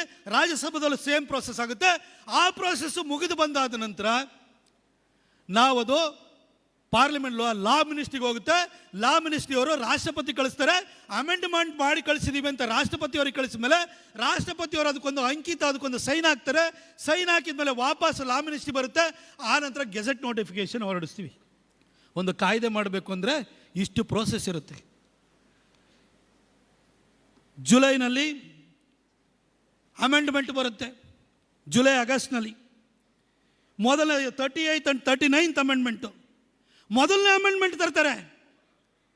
ರಾಷ್ಟ್ರಪತಿಗಳು ತುರ್ತು ಪರಿಸ್ಥಿತಿಯನ್ನು ಘೋಷಣೆ ಮಾಡಿರೋದನ್ನ ಯಾವುದೇ ನ್ಯಾಯಾಲಯದಲ್ಲೂ ಕೂಡ ಪ್ರಶ್ನಿಸುವಂತಿಲ್ಲ ಅಂತ ಮೊದಲನೇ ಅಮೆಂಡ್ಮೆಂಟ್ ತರ್ತಾರೆ, ಅದನ್ನು ಪಾಸ್ ಮಾಡಿಬಿಡ್ತಾರೆ. ಎಮರ್ಜೆನ್ಸಿನ ಘೋಷಣೆ ಮಾಡಿದ್ದನ್ನ ಪ್ರಶ್ನೆ ಮಾಡಲ್ಲ ಅಂತಂದ ಪ್ರಶ್ನೆ ಮಾಡುವಂಥ ಹಕ್ಕು ಸುಪ್ರೀಂ ಕೋರ್ಟ್ಗೂ ಇಲ್ಲ, ಯಾವುದೇ ನ್ಯಾಯಾಲಯಕ್ಕೂ ಇಲ್ಲ ಅಂತ ಆಗೋಯ್ತು. ಅಲ್ಲಿಗೆ ಸಂವಿಧಾನ ಏನಾಯಿತು? ಸಂವಿಧಾನ ಅಲ್ಲಿಗೆ ಒಂದು ರೀತಿಯಲ್ಲಿ ಅದು ತಟಸ್ಥವಾಗೋಯ್ತು, ಸಂವಿಧಾನಕ್ಕೆ ಏನು ಬೆಲೆನೇ ಇಲ್ದಂಗೆ ಆಗೋಯ್ತು. ಆ ಒಂದು 38th and 39th ಅಮೆಂಡ್ಮೆಂಟ್, ಅದರಲ್ಲೂ ವಿಶೇಷವಾಗಿ 39th ಅಮೆಂಡ್ಮೆಂಟ್ ಬಗ್ಗೆ ನಾನು ನಿಮಗೆ ಹೇಳಬೇಕು. 39th ಅಮೆಂಡ್ಮೆಂಟಲ್ಲಿ ಸುಪ್ರೀಂ ಕೋರ್ಟಿಗೆ ಪ್ರಧಾನಿ ಇರ್ಬೋದು, ಉಪರಾಷ್ಟ್ರಪತಿ ಇರ್ಬೋದು, ರಾಜ್ಯಪಾಲರು ಇರ್ಬೋದು, ಇವರ ಯಾರ ವಿರುದ್ಧನೂ ಕೂಡ ಯಾವುದೇ ಅಕ್ರಮ ಇರ್ಬೋದು, ಯಾವುದೇ ಕೇಸ್ಗಳಿರ್ಬೋದು, ಇದ್ರ ಬಗ್ಗೆ ಹಿಯರಿಂಗ್ ಮಾಡುವಂತಹ, ತನಿಖೆಯನ್ನು ವಿಚಾರಣೆಯನ್ನು ಮಾಡುವಂತಹ ಹಕ್ಕು ಸುಪ್ರೀಂ ಕೋರ್ಟ್ಗೆ ಇಲ್ಲ ಅಂತ ಹೇಳಿ ಈ ಒಂದು 39th ಅಮೆಂಡ್ಮೆಂಟ್ ತರ್ತಾರೆ. ಯಾಕೆ 39th ಅಮೆಂಡ್ಮೆಂಟನ್ನು ತರ್ತಾರೆ ಅಂತ ಹೇಳಿದರೆ, ಆಗಸ್ಟ್ 11ನೇ ತಾರೀಕು ಸುಪ್ರೀಂ ಕೋರ್ಟ್ ಎದುರುಗಡೆ ಏನು ತಾತ್ಕಾಲಿಕವಾಗಿ ಕೃಷ್ಣ ಅಯ್ಯರ್ ಕೊಟ್ಟಿದ್ರಲ್ಲ ತಡೆ, ಅದು ಲಾರ್ಜರ್ ಬೆಂಚ್ ಎದುರುಗಡೆ ಚರ್ಚೆಗೆ ಅದು ವಿಚಾರಣೆಗೆ ಬರಲಿಕ್ಕಿತ್ತು. ಅಷ್ಟರೊಳಗಡೆ ಸುಪ್ರೀಂ ಕೋರ್ಟಿಗೆ ಇದನ್ನು ವಿಚಾರಣೆ ಮಾಡುವಂತಹ ಅಧಿಕಾರನೇ ಇಲ್ಲ ಅಂತ ಹೇಳಿಬಿಟ್ಟು ಅದು ಒಂದು ಅಧಿಕಾರವನ್ನು ಕಿತ್ಕೊಳ್ಳೋದಕ್ಕೋಸ್ಕರವಾಗಿ ಈ 39th ಅಮೆಂಡ್ಮೆಂಟ್ ತರ್ತಾರೆ. ನಾನು ನಿಮಗೆ ಹೇಳಿದೆ, ಇಂಟ್ರೊಡಕ್ಷನ್ನು, ಕನ್ಸಿಡರೇಷನ್ನು, ಪಾಸಿಂಗ್ ಅಂತ ಎಷ್ಟು ಸ್ಪೀಡಲ್ಲಿ ಜಗತ್ತಿನ ಇತಿಹಾಸದಲ್ಲಿ ಅತ್ಯಂತ ಕಡಿಮೆ ಅವಧಿಯಲ್ಲಿ ಒಂದು ಬಿಲ್ ಪಾಸ್ ಆಗಿ ಪ್ರೆಸಿಡೆಂಟಿಂದಲೂ ಕೂಡ ಅದು ಅಂಕಿತವಾಗಿ ಬಂದಿದ್ರೆ ಈ 39th ಅಮೆಂಡ್ಮೆಂಟು ಸುಪ್ರೀಂ ಕೋರ್ಟಿಗೆ ರಾಷ್ಟ್ರಪತಿಗಳನ್ನಾಗಲಿ, ಉಪರಾಷ್ಟ್ರಪತಿ ಆಗಲಿ, ಪ್ರಧಾನಿ ಆಗಲಿ, ಸಭಾಪತಿ, ರಾಜ್ಯಪಾಲರಾಗಲಿ, ಜನಪ್ರತಿನಿಧಿಗಳನ್ನು ವಿಚಾರಣೆ ಮಾಡುವಂಥ ಹಕ್ಕು ಇಲ್ಲ ಅಂತ ಹೇಳಿಬಿಟ್ಟು ತಂದಂಥ ಈ ಒಂದು 39th ಅಮೆಂಡ್ಮೆಂಟ್ ಇದೆಯಲ್ಲ, ಈ ಅಮೆಂಡ್ಮೆಂಟನ್ನು ಇಂಟ್ರೊಡಕ್ಷನ್ ಮಾಡಿದ್ದು ಆಗಸ್ಟ್ 7ನೇ ತಾರೀಕು ಲೋಕಸಭಾದಲ್ಲಿ ಇಂಟ್ರೊಡ್ಯೂಸ್ ಮಾಡ್ತಾರೆ. ಅದೇ ದಿನ ವಿತೌಟ್ ಡಿಬೇಟ್ ಪಾಸ್ ಆಗೋಗ್ಬಿಡುತ್ತೆ. 2 hours ಡಿಬೇಟ್ ಅಂತ ಕೊಡ್ತಾರೆ, ಅದು ಥ್ರೆಡ್ ಬೇರೆ ಡಿಸ್ಕಷನ್ ಆಗೋದಿಲ್ಲ. ಆಗಸ್ಟ್ 8ನೇ ತಾರೀಕು ರಾಜ್ಯಸಭಾದಲ್ಲಿ ಇಂಟ್ರೊಡ್ಯೂಸ್ ಮಾಡ್ತಾರೆ. ಆಗಸ್ಟ್ 8ನೇ ತಾರೀಕು ರಾಜ್ಯಸಭಾ ಪಾಸ್ ಮಾಡುತ್ತೆ. ಆಗಸ್ಟ್ 9ನೇ ತಾರೀಕು ಇದು ಕಾನ್ಸ್ಟಿಟ್ಯೂಷನಲ್ ಅಮೆಂಡ್ಮೆಂಟ್ ಆಗಿರೋದ್ರಿಂದ 2/3 ಆಫ್ ದಿ ಸ್ಟೇಟ್, ಇಡೀ ದೇಶದಲ್ಲಿರುವಂಥ ರಾಜ್ಯಗಳಲ್ಲಿ 2/3 ರಾಜ್ಯಗಳು ಅವರ ಸ್ಟೇಟ್ ಲೆಜಿಸ್ಲೇಟಿವ್ ಅಸೆಂಬ್ಲಿನಲ್ಲಿ ಇಟ್ಟುಬಿಟ್ಟು ಪಾಸ್ ಮಾಡಿ ಕಳಿಸ್ಬೇಕು. ಅದು ಕೂಡ ಒಂದೇ ದಿನ ಆಗಸ್ಟ್ 9ನೇ ತಾರೀಕು ಮುಗಿದೇ ಹೋಗುತ್ತೆ. ಆಗಸ್ಟ್ 10ನೇ ತಾರೀಕು ರಾಷ್ಟ್ರಪತಿಯವರು ಅದಕ್ಕೆ ಸೈನನ್ನು ಕೂಡ ಹಾಕ್ತಾರೆ, ಗೆಜೆಟ್ ನೋಟಿಫಿಕೇಶನ್ ಆಗಿ ಬರುತ್ತೆ. ನೀವು ಯೋಚನೆಯನ್ನು ಮಾಡಿ, ಸುಪ್ರೀಂ ಕೋರ್ಟಿಗೆ ಜನಪ್ರತಿನಿಧಿಗಳು ಮಾಡುವಂಥ ಅಕ್ರಮವನ್ನು, ಅವರ ವಿರುದ್ಧದಂಥ ಕೇಸ್ಗಳನ್ನು ವಿಚಾರಣೆ ಮಾಡುವಂತಹ ಹಕ್ಕು ಮತ್ತು ಅಧಿಕಾರವೇ ಇಲ್ಲ ಅಂತ ಹೇಳಿ ಸಂಸತ್ತಿನ ಸಂವಿಧಾನಕ್ಕೆ ತಿದ್ದುಪಡಿಯನ್ನು ತಂದು ಇಷ್ಟು ಬೇಗ ಅಧಿಕಾರವನ್ನು ಕಿತ್ಕೊಳ್ತಾರೆ ಅಂತಂದರೆ ಅದ್ರ ಹಿಂದೆ ಇದ್ದಂಥ ಉದ್ದೇಶ ಏನಾಗಿತ್ತು? ಕಾನ್ಸ್ಟಿಟ್ಯೂಷನ್ನ ಬುಡಮೇಲು ಮಾಡಿದಂಥವ್ರು ಯಾರು? ಅಂಬೇಡ್ಕರ್ ಅವರು ಕೊಟ್ಟಂಥ ಅಧಿಕಾರವನ್ನು, ಅಂಬೇಡ್ಕರ್ ಯಾವುದು ಸಂವಿಧಾನದ ಬೇಸಿಕ್ ಸ್ಟ್ರಕ್ಚರ್ ಅಂತ ಹೇಳಿದ್ರು, ಅದನ್ನು ಹಾಳುಗೆಡ್ದವ್ರು ಯಾರು ಅಂತ ಹೇಳಿದ್ರೆ ಅದು ಕಾಂಗ್ರೆಸ್ಸಿಗರು ಅಂತ ನಾವು ಹೇಳಬೇಕೋ ಬೇಡವಾ? ನಾವು ಪ್ರತಿ ಸರಿನೂ ಏನೋ ಕೇಳಿದ ಕೂಡಲೇ ನಾವೇ ಒಂಥರ ಡಿಫೆನ್ಸಿವ್ ಆಗಿರ್ತೀವಿ, ನಮಗೆ ಹೇಳೋಕ್ಕೆ ಎಷ್ಟೊಂದು ಮರ್ತೇ ಹೋಗ್ಬಿಟ್ಟಿರ್ತದೆ. ಕಾಂಗ್ರೆಸ್ಸಿನವರು ಅವತ್ತು ಅಷ್ಟು ಮಾತ್ರ ಮಾಡಿದ್ದಲ್ಲ, ಕೋರ್ಟಲ್ಲಿ ಈಗ ಏನಾದರೂ ನಮ್ಮಲ್ಲಿ ಯಾರು ಎಮರ್ಜೆನ್ಸಿ ಟೈಮಲ್ಲಿ 1 ಲಕ್ಷಕ್ಕಿಂತ ಅಧಿಕ ಜನ ಅರೆಸ್ಟ್ ಆದರೆ ಮನೆಯಲ್ಲಿ ಹೆಂಡತಿ ಮಕ್ಕಳು ಕುಟುಂಬದವರು ಹೋಗಿ ನಮ್ಮ ಮನೆಯವ್ರು ಎಲ್ಲಿ ಅರೆಸ್ಟ್ ಮಾಡಿ ಇಟ್ಟಿದ್ರಿ ಅಂತ ಕೇಳುವಂಥ ಹಕ್ಕನ್ನು ಕಿತ್ಕೊಬಿಟ್ರು. ಆ ಹೇಬಿಯಸ್ ಕಾರ್ಪಸ್ ಕೇಸ್ ಏನಿದೆಯಲ್ಲ, ಆ ಕೇಸಿಗೆ ಅಮೆಂಡ್ಮೆಂಟ್ ತಂದರು. ಆ ಕೇಸನ್ನು ಅಮೆಂಡ್ಮೆಂಟ್ ತಂದಾಗ ಸುಪ್ರೀಂ ಕೋರ್ಟ್ನಲ್ಲಿ 3 ಚೀಫ್ ಜಡ್ಜಸ್ ಬೆಂಚ್ ಇತ್ತು. ಆ ಬೆಂಚಲ್ಲಿ ಅಲ್ಲಿ ಕೂತ್ಕೊಂಡಿದ್ದವ್ರು ಯಾರಪ್ಪ ಜಡ್ಜ್ಮೆಂಟನ್ನು ಕೊಟ್ಟು ಹೇಬಿಯಸ್ ಕಾರ್ಪಸ್ ಕೇಸನ್ನು ಅಮೆಂಡ್ಮೆಂಟ್ ತಂದಿದ್ದನ್ನು ಕ್ವಶನೇ ಮಾಡಲಿಲ್ಲ. ಅದನ್ನು ಇವತ್ತು ಯಾರು ಆ ಜಡ್ಜ್ಮೆಂಟನ್ನು ಕೊಟ್ಟವರು ಅಂತಂದರೆ ಆ 3 ಜನ ಜಡ್ಜ್ಗಳಲ್ಲಿ ಇವತ್ತು ಸುಪ್ರೀಂ ಕೋರ್ಟಿನ ಚೀಫ್ ಜಸ್ಟಿಸ್ ಆಗಿರುವಂಥ ಚಂದ್ರಚೂಡ್ ಏನಿದ್ದಾರೆ, ವೈ ಚಂದ್ರಚೂಡು, ಅವ್ರ ತಂದೆಯವರು ಆ ಕಾಲದಲ್ಲಿದ್ದರು. ಅವ್ರ ತಂದೆಯವರಿಗೆ ಕೊನೆಗೆ ಬಳುವಳಿ ಏನು ಸಿಕ್ತು ಅಂತಂದರೆ ಅವರು ಸುಪ್ರೀಂ ಕೋರ್ಟ್ ಚೀಫ್ ಜಸ್ಟಿಸ್ ಆದರು. ಅವತ್ತು ಜುಡಿಷಿಯರ್ನು ಕೂಡ ತಮ್ಮ ಕಂಟ್ರೋಲಿಗೆ ಇಟ್ಕೊಳ್ಳುವಂಥ ಕೆಲಸವನ್ನು ಮಾಡಿದರು. ಜೊತೆಗೆ ಸುಪ್ರೀಂ ಕೋರ್ಟ್ ಆಗಸ್ಟ್ 11ನೇ ತಾರೀಕು ಹಿಯರಿಂಗ್ ಸ್ಟಾರ್ಟ್ ಮಾಡ್ತು. ಹಿಯರಿಂಗ್ ಮಾಡೋ ಪವರೇ ಇಲ್ಲ ಅಂದ್ರೂ ಕೂಡ ಹಿಯರಿಂಗ್ ಶುರುವಾಯಿತು. ಹಿಯರಿಂಗ್ ಶುರುವಾಗಿ ಕೊನೆಗೆ ನವೆಂಬರ್ 7ನೇ ತಾರೀಕು ಸುಪ್ರೀಂ ಕೋರ್ಟ್ ಜಡ್ಜ್ಮೆಂಟು ಕೊಟ್ಬಿಡ್ತು. ಏನಂತ ಹೇಳಿದರೆ 39ನೇ ಅಮೆಂಡ್ಮೆಂಟ್ ತಗೊಂಬಂದಿದ್ದಾರಲ್ಲ, ಆ 39ನೇ ಅಮೆಂಡ್ಮೆಂಟಲ್ಲಿ ಈ ಸುಪ್ರೀಂ ಕೋರ್ಟಿಗಾಗಲಿ ಯಾವುದೇ ನ್ಯಾಯಾಲಯಕ್ಕಾಗಲಿ ಜನಪ್ರತಿನಿಧಿಗಳನ್ನು ಅವ್ರ ವಿರುದ್ಧ ಇರುವಂಥ ಭ್ರಷ್ಟಾಚಾರ ಆಗಲಿ, ಅಕ್ರಮ ಇರ್ಬೋದು, ಯಾವುದೇ ಕೇಸ್ಗಳನ್ನ ವಿಚಾರಣೆ ಮಾಡುವಂಥ ಹಕ್ಕಿಲ್ಲ ಅಂತ ಹೇಳಿ ಏನು ಸಂವಿಧಾನಕ್ಕೆ ಬದಲಾವಣೆ ತಂದಿದ್ದಾರೆ, ಆ ಬದಲಾವಣೆಯನ್ನು ಸಿಂಧುಗೊಳಿಸ್ತದು. ಅದೇ ಸರಿ ಅಂತೇಳಿ ಹೇಳ್ಬಿಟ್ಟು ಸುಪ್ರೀಂ ಕೋರ್ಟನ್ನು ಕೂಡ ಅವತ್ತು ಶರಣರಾಗೋಯ್ತು. ಇಂತಹ ಸಂದರ್ಭದಲ್ಲಿ ಕಾಯಕ್ಕೆ ಪೊಲೀಸರಿಲ್ಲ, ಕಾಯಕ್ಕೆ ನ್ಯಾಯಾಲಯ ಇಲ್ಲ, ಆದರೆ ಜೈಲಲ್ಲಿ 1 ಲಕ್ಷಕ್ಕಿಂತ ಅಧಿಕ ಜನ ಈ ಒಂದು ಪ್ರಜಾತಂತ್ರವನ್ನು ಉಳಿಸೋದಕ್ಕೋಸ್ಕರ ತಮ್ಮ ಜೀವವನ್ನು ಒತ್ತೆ ಇಟ್ಟು ಅಲ್ಲಿ ಒಳಗಡೆ ಕೂತ್ಕೊಂಡ್ರೆ, ಕಗ್ಗತ್ತಲಲ್ಲಿ ಕೂತ್ಕೊಂಡ್ರಲ್ಲ, ಬಂಧು ಬಳಗದವರಿಗೆ, ಕುಟುಂಬಸ್ಥರಿಗೆ ಯಾರಿಗೂ ಮಾಹಿತಿ ಇಲ್ದಲೆ ಅವತ್ತು ಜೈಲೊಳಗಡೆ ಕೊಳಿತಾ ಇದ್ರಲ್ಲ, ಅವರ ಬಲಿದಾನ ಥರದಲ್ಲಿ, ಅವ್ರ ಬಲಿದಾನ ಅಂತಂದರೆ ಜೀವ ಕೊಟ್ಟಿದ್ರೆ ಮಾತ್ರ ಅಲ್ಲ, ಜೀವನದ ಅಮೂಲ್ಯವಾದಂಥ 21 ತಿಂಗಳನ್ನು, 10 ತಿಂಗಳನ್ನು, 15 ತಿಂಗಳನ್ನು ಆ ಕತ್ತಲೆಯಲ್ಲಿ ಕೂತ್ಕೊಂಡು ಕಳೆದಿದ್ದಾರಲ್ಲ, ಅವರ ಒಂದು ತ್ಯಾಗವನ್ನು ನಾವಿವತ್ತು ನೆನಪು ಮಾಡ್ಕೊಳ್ಳೋ ಕೆಲಸವನ್ನು ಕೂಡ ಈ ಸಂದರ್ಭದಲ್ಲಿ ಮಾಡಬೇಕಾಗಿದೆ. ಅದಕ್ಕೋಸ್ಕರ ಇಷ್ಟೊಂದು ಜನ ಏನು ತುರ್ತು ಪರಿಸ್ಥಿತಿಯಲ್ಲಿ ಜೈಲಿಗೆ ಹೋದವ್ರನ್ನ ಕರೆದು ಗೌರವಿಸುವಂಥ ಕೆಲಸವನ್ನು ಕೂಡ ಇವತ್ತು ಮಾಡುವಂಥ ಒಂದು ಒಳ್ಳೆಯ ಕೆಲಸವನ್ನು ಕೂಡ ನಾವು ಮಾಡಿದ್ದೀವಿ. ಈ ಒಂದು ತ್ಯಾಗ ಏನಿದೆ ಅವ್ರದ್ದು, ಅವ್ರ ಜೀವನದ ಅಮೂಲ್ಯವಾದಂಥ ಕ್ಷಣವನ್ನು ಕೊಟ್ಟಿದ್ದಾರೆ. ಅದನ್ನು ನಾವು ಮುಂದಿನ ತಲೆಮಾರಿಗೂ ಕೂಡ ನೆನಪು ಮಾಡ್ಕೊಳ್ಬೇಕು. ಕಾಂಗ್ರೆಸ್ ಅನ್ನೋದನ್ನು ವಾಪಸ್ ಅಧಿಕಾರಕ್ಕೆ ಬರೋಕ್ಕೆ ಬಿಟ್ಟರೆ ಅವರು ಏನೇನು ಮಾಡಬಲ್ಲರು ಅನ್ನೋದನ್ನು ಕೂಡ ಈ ಘಟನೆ ಮುಖಾಂತರವಾಗಿ ಎಚ್ಚರಿಕೆ ರೂಪದಲ್ಲಿ ಅವರಿಗೆ ತಿಳಿ ಹೇಳುವಂಥ ಕೆಲಸವನ್ನು ನಾವು ಇವತ್ತು ಮಾಡಲಿಕ್ಕೆ ಹೊರಟಿದ್ದೀವಿ ಬಂಧುಗಳೇ. ಅದ್ರ ಜೊತೆಗೆ ಅಂಬೇಡ್ಕರ್ ಬರೆದಿರುವಂಥ ಸಂವಿಧಾನ, ನಾವೇ ಇದಕ್ಕೆ ಅಧಿಪತಿಗಳು ಅಂತ ಭಾಳ ಜನ ಮಾತಾಡ್ತಿರ್ತಾರೆ. ನಾನು ಹೇಳಲಿಕ್ಕೆ ಬಯಸ್ತೇನೆ, ಅಂಬೇಡ್ಕರ್ ಬರೆದಂಥ ಸಂವಿಧಾನದಲ್ಲಿ 1000 ಸೆಕ್ಯುಲರ್ ಅನ್ನೋ ವರ್ಡ್ ಇತ್ತ. ಅಂಬೇಡ್ಕರ್ ಬರೆದಿರುವಂಥ ಸಂವಿಧಾನದಲ್ಲಿ ಜಾತ್ಯತೀತ ಅನ್ನೋ ಒಂದು ಶಬ್ದನೇ ಇರಲಿಲ್ಲ.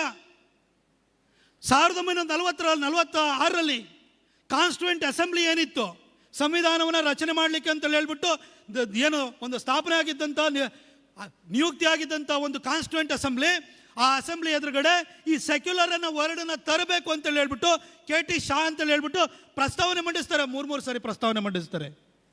ಆದರೆ ಅಂಬೇಡ್ಕರ್ ಹೇಳ್ತಾರೆ, ಈ ಸಂವಿಧಾನಕ್ಕೆ ಜಾತ್ಯತೀತ ಅನ್ನೋದು ಆ ಪದವನ್ನು ತರುವಂಥ ಅಗತ್ಯ ಇಲ್ಲ ಅಂತೇಳಿ ಹೇಳಿ ತಿರಸ್ಕಾರವನ್ನು ಮಾಡ್ತಾರೆ. ಯಾಕಂದರೆ ಬೈ ನೇಚರ್ ಈ ಹಿಂದೂಗಳಲ್ಲಿ, ಈ ನಮ್ಮ ದೇಶದ ಧರ್ಮದಲ್ಲಿ, ಈ ನೆಲ ಜಲದಲ್ಲಿ ನಾವಿವತ್ತು ಹೋಗಿ ದೇವರ ಕಾಡು ಅಂತೇಳಿ ಹೇಳಿ, ನಮ್ಮಲ್ಲಿ ಹೋದರೆ ದೇವರ ಕಾಡು ಇರ್ತದೆ, ನಾಗರಭವನ ಇದೆ, ನೀವೆಲ್ಲ ಪರಶುರಾಮ ಭೂಮಿಯವರು, ನಾವೆಲ್ಲ ಬ್ರಹ್ಮಭೂಮಿಯಲ್ಲಿರುವಂಥವ್ರು, ನಮ್ಮಲ್ಲೂ ದೇವರ ಕಾಡಿದೆ, ನಿಮ್ಮಲ್ಲಿ ನಾಗರಭವನ ಇದೆ. ಪ್ರಾಣಿ ಪಕ್ಷಿಗಳಿಗೂ ಕೂಡ ನಾವು ಸ್ಥಳವನ್ನು ಕೊಟ್ಟಂಥವ್ರು, ಅವುಗಳನ್ನು ಕೂಡ ಗೌರವಿಸುವಂಥವ್ರು, ಜಲವನ್ನು ನಾವು ಪ್ರೀತಿಸುವಂಥವ್ರು. ಹಾಗಿರ್ಬೇಕಾದ್ರೆ ನಮ್ಮಲ್ಲಿ ಆರಾಧನಾ ಪದ್ಧತಿ ಬದಲಾಗಿರೋರ ಬಗ್ಗೆ ನಾವು ಯಾವತ್ತೂ ತಾರತಮ್ಯ ಮಾಡಲ್ಲ.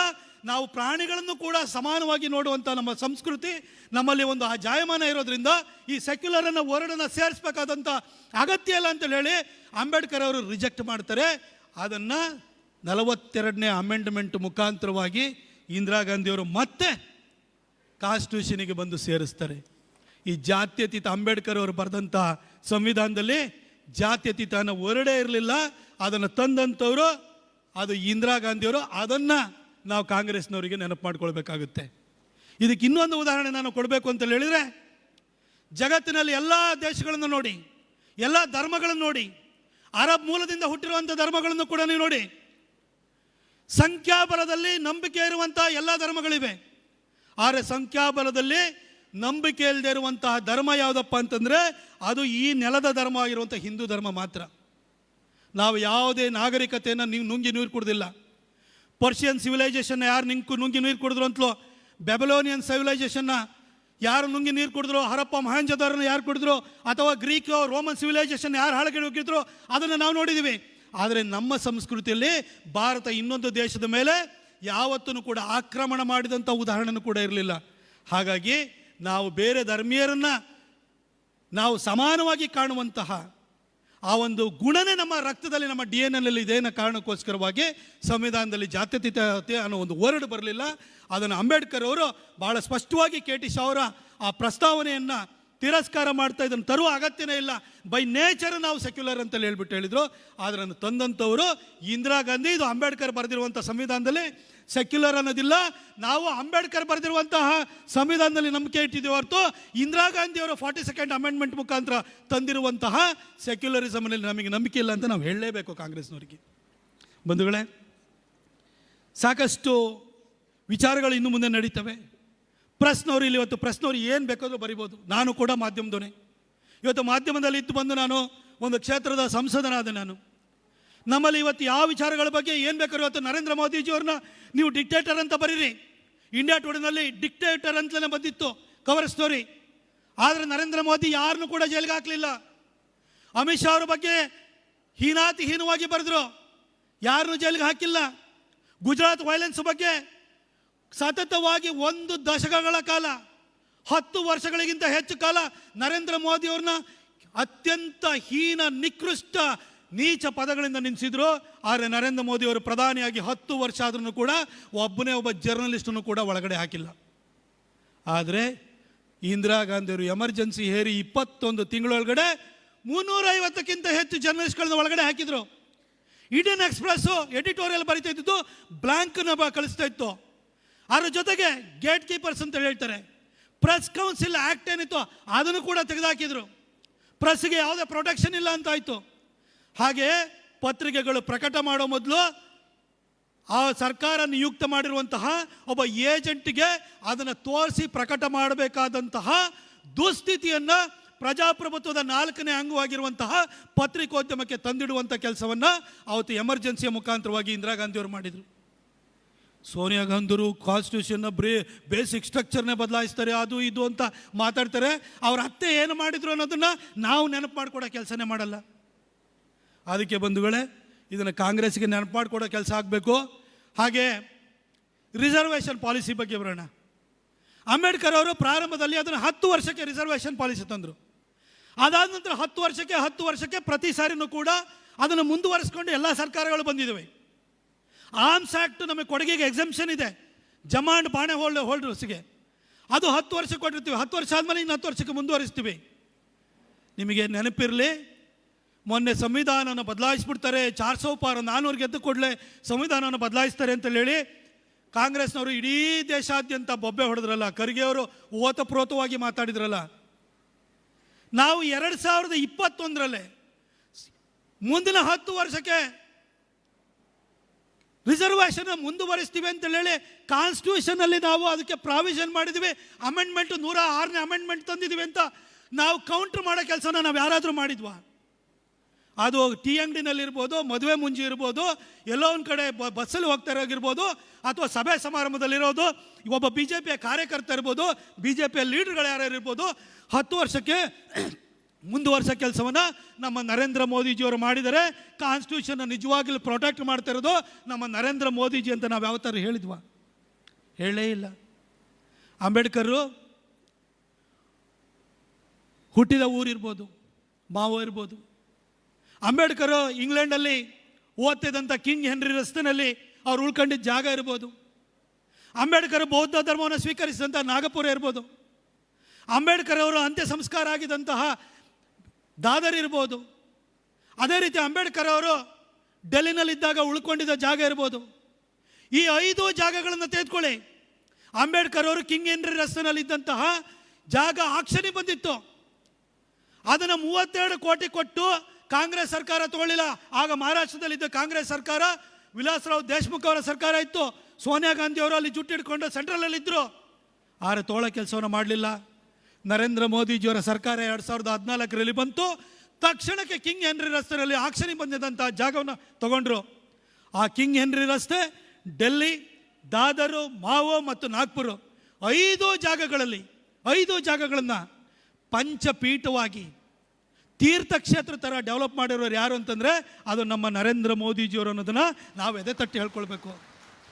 ಇದೇ ಅಂಬೇಡ್ಕರ್ ಅವರು ಸಂವಿಧಾನವನ್ನು ಬರೆದರು. ಅಂಬೇಡ್ಕರ್ ಅವರು ಸಂವಿಧಾನ ಬರೆದಂಥ ಅಂಬೇಡ್ಕರ್ ಅವರಿಗೆ ಸಂವಿಧಾನವನ್ನು ಹಾಳಗೆಡಿದಂಥ ಮುಂದೆ ಇಂದಿರಾ ಗಾಂಧಿಯವರು 1971ರಲ್ಲಿ ತನಗೆ ತಾನೇ ಭಾರತ ರತ್ನ ಕೊಟ್ಕೊಂಡ್ರು.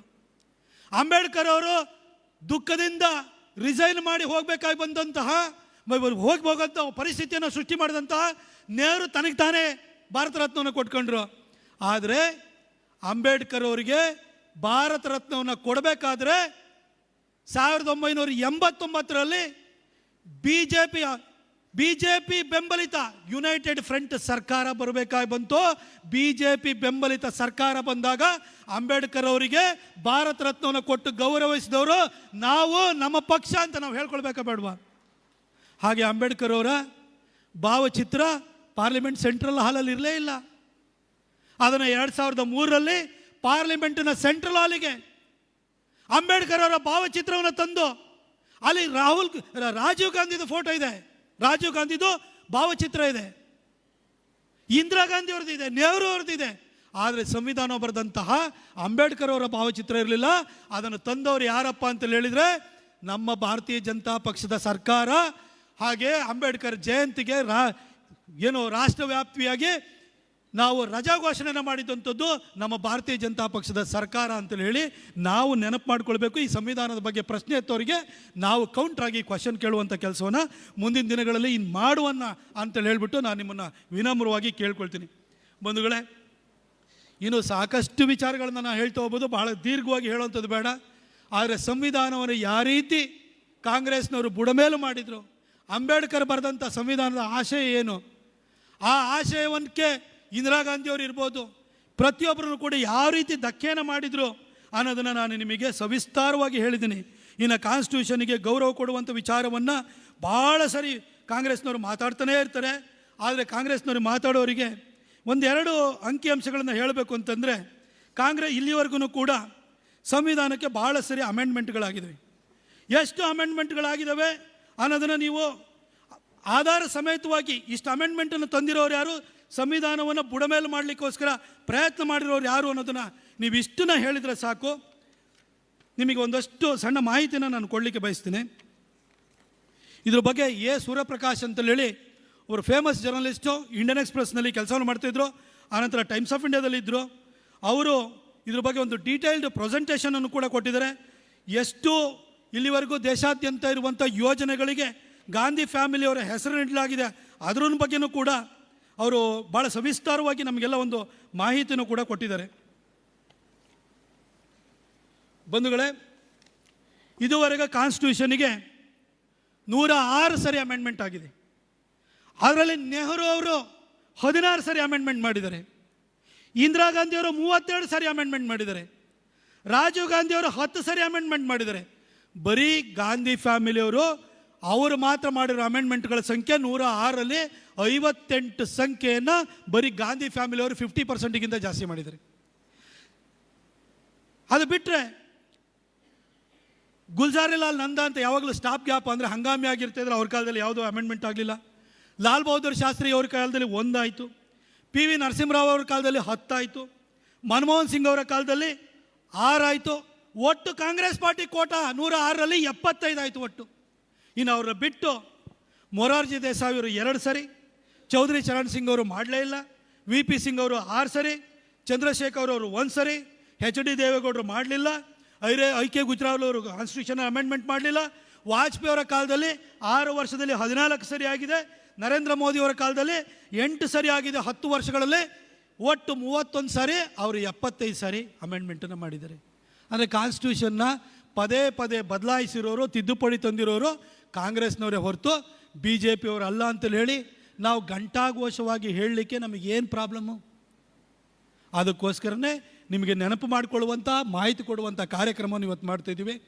ಒಂದಷ್ಟು ಜನ ಹಿರಿಯರು ಬಂದಿದ್ದೀರಿ, ನಿಮ್ಮನ್ನು ಉದ್ದೇಶ ಒಂದು 2 ಮಾತನಾಡಿ ನನ್ನ ಮಾತನ್ನು ಕೂಡ ಮುಗಿಸ್ತೇನೆ. ನಿಮ್ಮಲ್ಲಿ ಒಂದು ಮನವಿನ ಕೂಡ ಕೊಟ್ರಿ.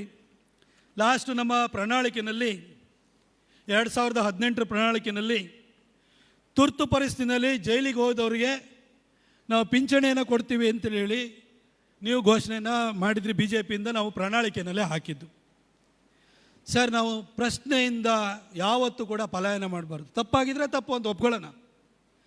ಆವತ್ತು ನಾವು ಪ್ರಾಮಿಸ್ ಮಾಡಿದ್ದು, ಪಟ್ಟಿನ ಕೂಡ ಕೊಟ್ಟಿರೋ, ನಮ್ಮೂರಲ್ಲಿ ಬಂದು ನಮ್ಮ ಅಪ್ಪನ ಹೆಸರಿಂದ ತೊಗೊಂಡಾರ, ನಮ್ಮಪ್ಪ ಬದುಕಿಲ್ಲ.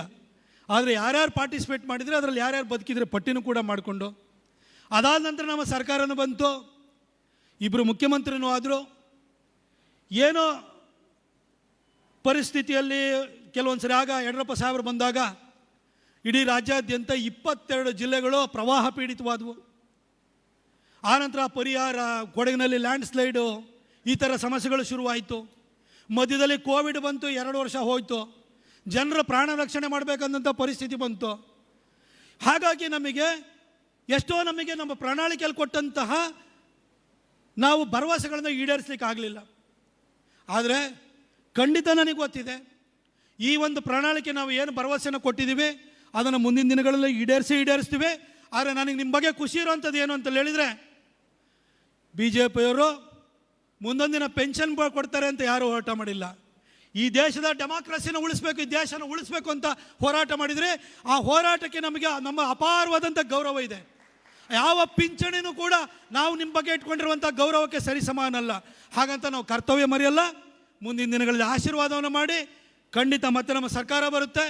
ನಾನು ಇವತ್ತು ಈ ಭಾಷಣಕ್ಕೆ ಮಾತ್ರ ಬಂದಿರುವಂಥದ್ದಲ್ಲ, ನಾನು ಇದನ್ನು ನೆನಪನ್ನು ಕೂಡ ಮಾಡಿಕೊಡ್ತೀನಿ. ಮುಂದಿನ ದಿನಗಳಲ್ಲಿ ನಿಮಗೆ ಇದನ್ನು ಕೊಡಿಸುವಂಥ ಕೆಲಸವನ್ನು ಕೂಡ ನಾವು ಮಾಡ್ತೀವಿ ಅಂತೇಳಿ ಹೇಳಿ ನಾನು ಖಚಿತವಾಗಿ ಭರವಸೆಯನ್ನು ಕೊಡ್ತಾ, ನೀವೆಲ್ಲ ಇಲ್ಲಿ ಬಂದಿದ್ದೀರಿ, ನಿಮಗೆ ಒಂದಿಸ್ತಾ ನಾನು ಇಸ್ರೇಲಿಗೆ ಹೋಗಿದ್ದೆ. ಇಸ್ರೇಲಲ್ಲಿ ಒಂದು ಹೋಲೋಕಾಸ್ಟ್ ಮ್ಯೂಸಿಯಂ ಅಂತ ಮಾಡಿದ್ದಾರೆ. ಯಾರ್ಯಾರು ಆ ಟೈಮಲ್ಲಿ ಗ್ಯಾಸ್ ಚೇಂಬರ್ನಲ್ಲಿ ಹಾಕಿ ಸಾಯಿಸಿದವ್ರದ್ದೆಲ್ಲ ಅದರಲ್ಲಿ ಮಕ್ಕಳದಿದೆ, ಚಿಕ್ಕ ಚಿಕ್ಕ ಮಕ್ಕಳದೆಲ್ಲ ಫೋಟೋಸ್ ಇತ್ತು. ಆ ಫೋಟೋಸನ್ನು ನಾವು ನೋಡಿಬಿಟ್ಟು ಈ ಥರ ಒಂಥರ ಹೃದಯ ವಿದ್ರಾವಕವಾಗಿದೆಯಲ್ಲ, ಈ ಥರದೆಲ್ಲ ಇಟ್ಕೊಂಡು ಮುಂದಿನ ಜನ್ರೇಷನಿಗೆ ನೀವು ಯಾಕೆ ಈ ಮಕ್ಕಳನ್ನ ಸಾಯಿಸಿರೋದನ್ನೆಲ್ಲ ಕೊಡ್ತೀರಿ, ಅದು ನೋಡಿದ್ರೆ ನಮಗೆ ಬೇಸರ ಆಗುತ್ತಲ್ಲ ಅಂತ ನಾನು ಕೇಳಿದೆ. ಅದನ್ನು ಎಕ್ಸ್ಪ್ಲೈನ್ ಮಾಡಲಿಕ್ಕೆ ಅಂತ ಒಬ್ರು ಬಂದಿದ್ರು. ಅದಕ್ಕೆ ಅವ್ರು ಹೇಳಿದರು, ಒಂದೇ ಒಂದು ಹೇಳಿದರು, if you do not know your history ಅಲ್ವಾ, ಅದು ಮತ್ತೆ ವಾಪಸ್ it will tend to repeat ಅಂತಲೇ ಹೇಳಿದರು. ಒಂದು ವೇಳೆ ನಿಮ್ಮ ಇತಿಹಾಸವನ್ನು ನೀವೇನಾದರೂ ಮರೆತು ಬಿಟ್ಟರೆ, ನೀವು ಯಾವ ರೀತಿ ಹೋರಾಟವನ್ನು ಮಾಡಿ ಈ ಪ್ರಜಾತಂತ್ರವನ್ನು ನಾವು ಉಳಿಸ್ಕೊಂಡಿದ್ದೀವಿ ಅನ್ನೋದನ್ನು ನಾವು ಮರೆತರೆ ಮತ್ತೊಂದು ಸರಿ ಕಳ್ಕೊಳ್ಳುವಂಥ ಪರಿಸ್ಥಿತಿ ಬರುತ್ತೆ. ಯಾಕೆಂತಂದರೆ 1991ರಲ್ಲಿ ಗಜ್ನಿ ಮಹಮ್ಮದ್ ಗೋರಿ ಮಹಮ್ಮದ್ ಬಂದಾಗ ಫಸ್ಟ್ ವಾರ್ ಆಫ್ ಟರೈನಲ್ಲಿ ಅವತ್ತು ನಮ್ಮಲ್ಲಿ ಇದೇ ಥರ ಆ ರೀಜನು ಈ ರೀಜನು ಹಿಂದೂಗಳಲ್ಲಿ ಅವ್ರು ಬೇರೆ ಇವ್ರು ಬೇರೆ ಅಂತೇಳಿ ಹೇಳಿ ಹೊಡೆದಾಟ ಮಾಡಿದ್ರಿಂದಾಗಿ ಗಜ್ನಿ ಗೋರಿಗಳು ಬಂದು 17 ಸಾರಿ ಭಾರತದ ಮೇಲೆ ದಂಡಯಾತ್ರೆ ಮಾಡಿರೋ. ನಾವು ಆ ಜಾತಿ ಈ ಜಾತಿ ಧರ್ಮ ಭಾಷೆ ನಮ್ಮಲ್ಲಿ ಒಳಗಡೆ ಹುಳುಕುಗಳನ್ನ ಇಟ್ಕೊಂಡು ಬೇರೆಯವ್ರ ಬಗ್ಗೆ ನಮಗೆ 800 ವರ್ಷ ರೂಲ್ ಮಾಡಿರೋ. ನಂತರ ಬ್ರಿಟಿಷರು ಬಂದಿದ್ದು ಜಸ್ಟ್ ಅವ್ರ ಹತ್ರ ಅವ್ರು ಇಡೀ ಎಂಟೈರ್ ಆರ್ಮಿ ಇದ್ದಿದ್ದು ಏನು ಅಂತ ಹೇಳಿದರೆ ನಿಮಗೆ ಜಸ್ಟ್ 40 ಲ್ಯಾಕನ್ನು ಕೂಡ ಅವ್ರದ್ದು ಒಟ್ಟು ಎಂಟೈರ್ ಆರ್ಮಿ ಇರಲಿಲ್ಲ. ಆದರೆ ಇಡೀ ದೇಶವನ್ನು 32 ಕೋಟಿ ಜನರನ್ನ ಅವ್ರ ಆಳ್ವಿಕೆಯನ್ನು ನಡೆಸಿದರು. ಹಳೆದನ್ನು ಮರಿಬಾರ್ದು. ನಮ್ಮಲ್ಲಿ ಹಳೆದು ಮರವಿನ ಸ್ವಭಾವ ಜಾಸ್ತಿ ಇದೆ. ಮರೆತರೆ ಈ ದೇಶ ಬಿಟ್ಟರೆ ಬೇರೆ ಎಲ್ಲೂ ಹೋಗೋಕ್ಕೆ ನಿಮಗೆ ಜಾಗನೂ ಇಲ್ಲ. ಈ ಪ್ರಜಾತಂತ್ರ ಎಲ್ಲಿವರೆಗೂ ಇರುತ್ತದೆ ಅಂತಂದರೆ, ನಾನು ಘಂಟಾಘೋಷವಾಗಿ ಹೇಳ್ತೀನಿ, ಎಲ್ಲಿವರೆಗೂ ಹಿಂದೂಗಳ ಮೆಜಾರಿಟಿ ಇರ್ತಾರೆ ಅಲ್ಲಿವರೆಗೂ ಡೆಮಾಕ್ರಸಿ ಇರುತ್ತೆ. ನನಗೆ ಒಂದೇ ಒಂದು ತಿಳ್ಕೊಳ್ಳಿ, ಪರಕೀಯ ಧರ್ಮಗಳಿರುವಂಥ ದೇಶಗಳಲ್ಲಿ ಯಾವ ದೇಶದಲ್ಲಿ ಡೆಮಾಕ್ರಸಿ ಇದೆ ಅಂತ ತಿಳ್ಕೊಳ್ಳಿ. ಇವತ್ತು ಅಮೆರಿಕನ್ ಪ್ರೆಸಿಡೆಂಟ್ ಇದ್ರೂ ಕೂಡ ಓದ್ ತಗೊಳ್ಳೋದು ಬೈಬಲ್ ಮೇಲೆ ಕೈ ಇಟ್ಟು, ಆದರೆ ಭಾರತದಲ್ಲಿ ಪ್ರಧಾನಿ ಆಗುವಂಥವ್ರು ಯಾರು ಕೂಡ ಭಗವದ್ಗೀತೆ ಮೇಲೆ ಕೈ ಇಟ್ಟು ನಾವು ಪ್ರಮಾಣ ವಚನ ಸ್ವೀಕರಿಸುವಂಥ ಧೈರ್ಯನ ತೋಡಲ್ಲ. ಯಾಕೆಂದರೆ ಆ ಹಿಂದೂಗಳಲ್ಲಿ ಆ ಪುಕ್ಕಲತನ ಅನ್ನೋದು ಇದೆ. ಆದರೆ ನಮ್ಮ ಹಿಂದಿನ ನಮ್ಮ ಹಿರಿಯರು ಹೋರಾಟ ಮಾಡಿ ಉಳಿಸ್ಕೊಂಡಿದ್ದಾರೆ ಈ ಡೆಮಾಕ್ರಸಿಯನ್ನು. ಅದನ್ನು ಅರ್ಥ ಮಾಡ್ಕೊಳ್ಳಿ. ಬೇರೆ ಎಲ್ಲರೂ ಕೂಡ ಇವತ್ತು 57 ಇಸ್ಲಾಮಿಕ್ ರಾಷ್ಟ್ರಗಳಿದ್ದಾವೆ. ಎಲ್ಲಿದೆ ಡೆಮಾಕ್ರಸಿ? ಎಲ್ಲಿದೆ ಈಕ್ವಲ್ ರೈಟ್ಸು? ಕ್ರಿಶ್ಚಿಯನ್ ರಾಷ್ಟ್ರಗಳಲ್ಲಿ ಹೋಗಿ ಈಕ್ವಲ್ ರೈಟ್ಸ್ ನಾವು ಕೇಳಲಿಕ್ಕಾಗುತ್ತಾ? ಇದೊಂದೇ ರಾಷ್ಟ್ರದಲ್ಲಿ. ಅದಕ್ಕೋಸ್ಕರ ನಾವು ಎಚ್ಚೆತ್ಕೊಂಡಿರಬೇಕು. ಎಮರ್ಜೆನ್ಸಿಯ ಸಂದರ್ಭದಲ್ಲಿ ಆದಂಥ ಕಂಟಕ ಇದೆಯಲ್ಲ, ಆ ಎಮರ್ಜೆನ್ಸಿ ಹೋರಾಟ ಎಷ್ಟು ಅಂತಂದರೆ, ಇಲ್ಲಿ ಕೂತಿರೋಲ್ಲಿ ಎಷ್ಟೋ ಜನ ದಕ್ಷಿಣ ಕನ್ನಡದಲ್ಲಿ ಸ್ವಾತಂತ್ರ್ಯ ಹೋರಾಟದಲ್ಲಿ ಎಷ್ಟು ಜನ ಭಾಗಿಯಾಗಿದ್ರೋ ಗೊತ್ತಿಲ್ಲ. ಆದರೆ ನನಗೆ ಗೊತ್ತಿರೋ ಪ್ರಕಾರ, ನನ್ನ ಸೀಮಿತವಾದ ಜ್ಞಾನದಲ್ಲಿ ಹೇಳಬೇಕು ಅಂದರೆ, ಎಮರ್ಜೆನ್ಸಿಗೆ ಹೋರಾಟ ಮಾಡಿರೋ ಸಂಖ್ಯೆ ನಿಮ್ಮಲ್ಲಿ ಜಾಸ್ತಿ ಇದೆ. ಯಾಕೆಂದರೆ ನಿಮಗೆ ಗೊತ್ತಿತ್ತು 1947ರಲ್ಲಿ ಸ್ವಾತಂತ್ರ್ಯ ಪಡೆಯುವ ಮೊದಲು ಹೆಚ್ಚು ಕಡಿಮೆ 100 ಚಿಲ್ಲರೆ ವರ್ಷ ಹೋರಾಟವನ್ನು ಮಾಡಿದ್ದೀವಿ. ಆದ ಸ್ವಾತಂತ್ರ್ಯ ಹೋರಾಟದ ನಂತರ ಇನ್ನೊಂದು ಸ್ವಾತಂತ್ರ್ಯ ಹೋರಾಟದ ಥರ 1975ರಿಂದ 21 ತಿಂಗಳ ಕಾಲ ಈ ಹೋರಾಟ ನಡೆದಿದೆ. ಅದಕ್ಕೋಸ್ಕರವಾಗಿ ಇನ್ನೊಂದು ಸಾರಿ ನಾವು ದಾಸ್ಯಕ್ಕೆ ಬೀಳಬಾರ್ದು, ಸರ್ವಾಧಿಕಾರಕ್ಕೆ ಬೀಳಬಾರ್ದು. ಇವರೆಲ್ಲ ಸೆಕ್ಯುಲರನ್ನು ಹೊರಡುವಂಥ ಸೇರಿಸುವಂಥವ್ರು ಈ ದೇಶದ ನೆಲ ಜಲಕ್ಕೆ ಅವ್ರ ಗೌರವನ ಕೊಡಲ್ಲ, ಮರ್ಯಾದೆ ಕೊಡಲ್ಲ ಅನ್ನೋದನ್ನು ನೀವು ಅರ್ಥಕೊಂಡು ಹೋರಾಟವನ್ನು ಮಾಡಿದಿರಿ. ಅದನ್ನು ನಿಮ್ಮ ಹೋರಾಟ ಯಾವತ್ತೂ ಕೂಡ ನಿಷ್ಫಲವಾಗಬಾರ್ದು. ಅದಕ್ಕೆ ಯಾವತ್ತೂ ಕೂಡ ಅದಕ್ಕೊಂದು ಬೆಲೆ ಸಿಗಬೇಕು ಅಂತ ಹೇಳಿದರೆ, ಅವತ್ತು ಎಮರ್ಜೆನ್ಸಿನಲ್ಲಿ ಯಾರ್ಯಾರು ಹೋರಾಟ ಮಾಡಿದ್ರು ಅವರ ತ್ಯಾಗವನ್ನು, ಅವ್ರ ಹೋರಾಟವನ್ನು ಅವತ್ತು 22 ಜನ ಬಲಿದಾನವನ್ನು ಕೂಡ ಮಾಡಿದ್ದಾರೆ. ಅವರನ್ನು ಕೂಡ ನಾವು ನೆನಪು ಮಾಡಿಕೊಳ್ಳುವಂಥ ಕೆಲಸವನ್ನು ಕೂಡ ಮಾಡಬೇಕು. ಇಡೀ ದೇಶಾದ್ಯಂತ ಹೋರಾಟ ಮಾಡಿದರಲ್ಲೂ ಕೂಡ ಅತಿ ಹೆಚ್ಚು ಜನ ಈ ಸ್ವಾತಂತ್ರ್ಯಕ್ಕೋಸ್ಕರವಾಗಿ ಹೋರಾಟ ಮಾಡಿದ್ರಲ್ಲಿ, ಈ ತುರ್ತು ಪರಿಸ್ಥಿತಿ ವಿರುದ್ಧ ಹೋರಾಟ ಮಾಡಿದ್ರಲ್ಲಿ ಅತಿ ಹೆಚ್ಚು ಜನ ಜೈಲಿಗೆ ಸೇರಿದಂತಹ ಸಂಘಟನೆ ಯಾವುದು ಗೊತ್ತಾ ನಿಮಗೆ? ಧೈರ್ಯದಿಂದ ಎದೆ ತಟ್ಟಿ ಹೇಳಬೇಕು, ಅದು RSS ಅಂತಲೇ ಹೇಳಿ. ಒಟ್ಟು ಇಡೀ ಡೆಮಾಕ್ರಸಿನಲ್ಲಿ RSSನವರು 3254 ಜನ ಜೈಲಿಗೆ ಹೋದ್ರು. ಸಾಮಾನ್ಯ ಜನರಲ್ಲ, ಕಾರ್ಯಕರ್ತರಾಗಿ ಹೇಳ್ತಾ ಇರೋದು. ಆ RSS ಬಗ್ಗೆ ಅವರ ಹಿತೈಷಿಗಳಾಗಿರೋರು ಹೋಗಿದ್ದಾರೆ ಬೇಕಷ್ಟು ಜನ. RSSನ ಸ್ವಯಂ ಸೇವಕರು ಅಂತ ಅನ್ನಿಸ್ಕೊಂಡಿದ್ದವರು 3254 ಜನ ಜೈಲಿಗೆ ಹೋಗಿದ್ದಾರೆ. ಜನಸಂಘ BJPಯ ಪೂರ್ವಾವತಾರ 772 ಜನ ಹೋಗಿದ್ದಾರೆ. ಟೋಟಲ್ ಸಂಘ ಪರಿವಾರದಿಂದ ಹೋಗಿದವರು 4026 ಜನ. ಅದು ಬಿಟ್ಟು CPM ಇಂದ ಹೋದವರು 81 ಜನ. ಕಾಂಗ್ರೆಸ್ ಅಂತಿತ್ತು ಅವಾಗ, ಅದು ಸ್ಪ್ಲಿಟ್ ಆಗಿತ್ತಲ್ಲದು, ಅದರಿಂದ 25 ಜನ. DMK ಅವರು 5 ಜನ. ಈ ಸ್ವಾತಂತ್ರ್ಯಕ್ಕೋಸ್ಕರ ನಿಮ್ಮ ಕಾಂಟ್ರಿಬ್ಯೂಷನ್ ಏನು ಏನು ಏನು ಅಂತ ಹೇಳ್ತಾರಲ್ಲ, ಈ ಅಂಬೇಡ್ಕರ್ ಕೊಟ್ಟಿರುವಂಥ ಸಂವಿಧಾನವನ್ನು ಉಳಿಸ್ಕೊಂಡು ಆ ಮುಂದಿನ ದಿನಗಳಲ್ಲಿ ಆ ಸ್ವಾತಂತ್ರ್ಯವನ್ನು ಕಾಪಾಡೋದಕ್ಕೋಸ್ಕರವಾಗಿ 4026 ಜನ RSS ಸ್ವಯಂ ಸೇವಕರು ಜೈಲು ವಾಸವನ್ನು 21 ತಿಂಗಳವರೆಗೂ ಅನುಭವಿಸಿದ್ದಾರೆ. ಈ ಕಾಂಟ್ರಿಬ್ಯೂಷನ್ ನಮ್ಮದು. ಕಾಂಗ್ರೆಸ್ಸಿಂದ ಯಾರು ಹೋಗಿ ಜೈಲು ಸೇರಲಿಲ್ಲ ಅನ್ನೋದು ನಾವು ಎದೆ ತಟ್ಟಿ ಹೇಳ್ಕೊಳ್ಕೋ ಬೇಡವಾ? ಆ ಕೆಲಸವನ್ನು ನಾವು ಮಾಡೋಣ. ಮುಂದಿನ ವರ್ಷ 50 ವರ್ಷ ತುಂಬ್ತಾ ಇದೆ ಈ ಎಮರ್ಜೆನ್ಸಿಯನ್ನು ನಮ್ಮ ಮೇಲೆ ಹೇರಿ. ಹಾಗೆ ನಮ್ಮ ಸಂಘಕ್ಕೂ ಕೂಡ, ರಾಷ್ಟ್ರೀಯ ಸ್ವಯಂ ಸೇವಕ ಸಂಘಕ್ಕೂ ಕೂಡ 100 ವರ್ಷ ತುಂಬ್ತಾ ಇದೆ. ಅವತ್ತು ಸಂಘ ಇದ್ದಿದ್ದರಿಂದಾಗಿ ಈ ಒಂದು ಅಂಬೇಡ್ಕರ್ ಬರೆದಿರುವಂಥ ಸಂವಿಧಾನವನ್ನು, ಆ ಮುಖಾಂತರವಾಗಿ ಸ್ವಾತಂತ್ರ್ಯವನ್ನು ನಾವು ಕಾಪಾಡಿಕೊಂಡಿದ್ದೀವಿ ಅನ್ನೋದನ್ನು ನಾವು ಹೆಮ್ಮೆಯಿಂದ ಪ್ರಜ್ಞಾಪೂರ್ವಕವಾಗಿ ಹೇಳುವಂತಹ ಕಾಲ ಸನ್ನಿಹಿತವಾಗಿದೆ.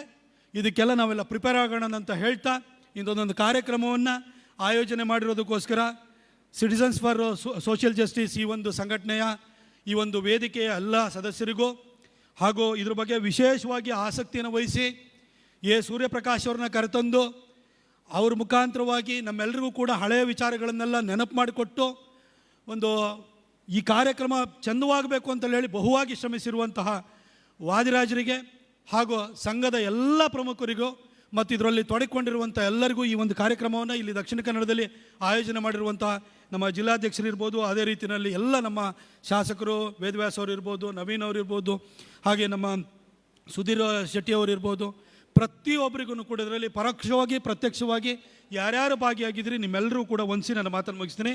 ಬೋಲೋ ಭಾರತ್ ಮಾತಾ ಕಿ.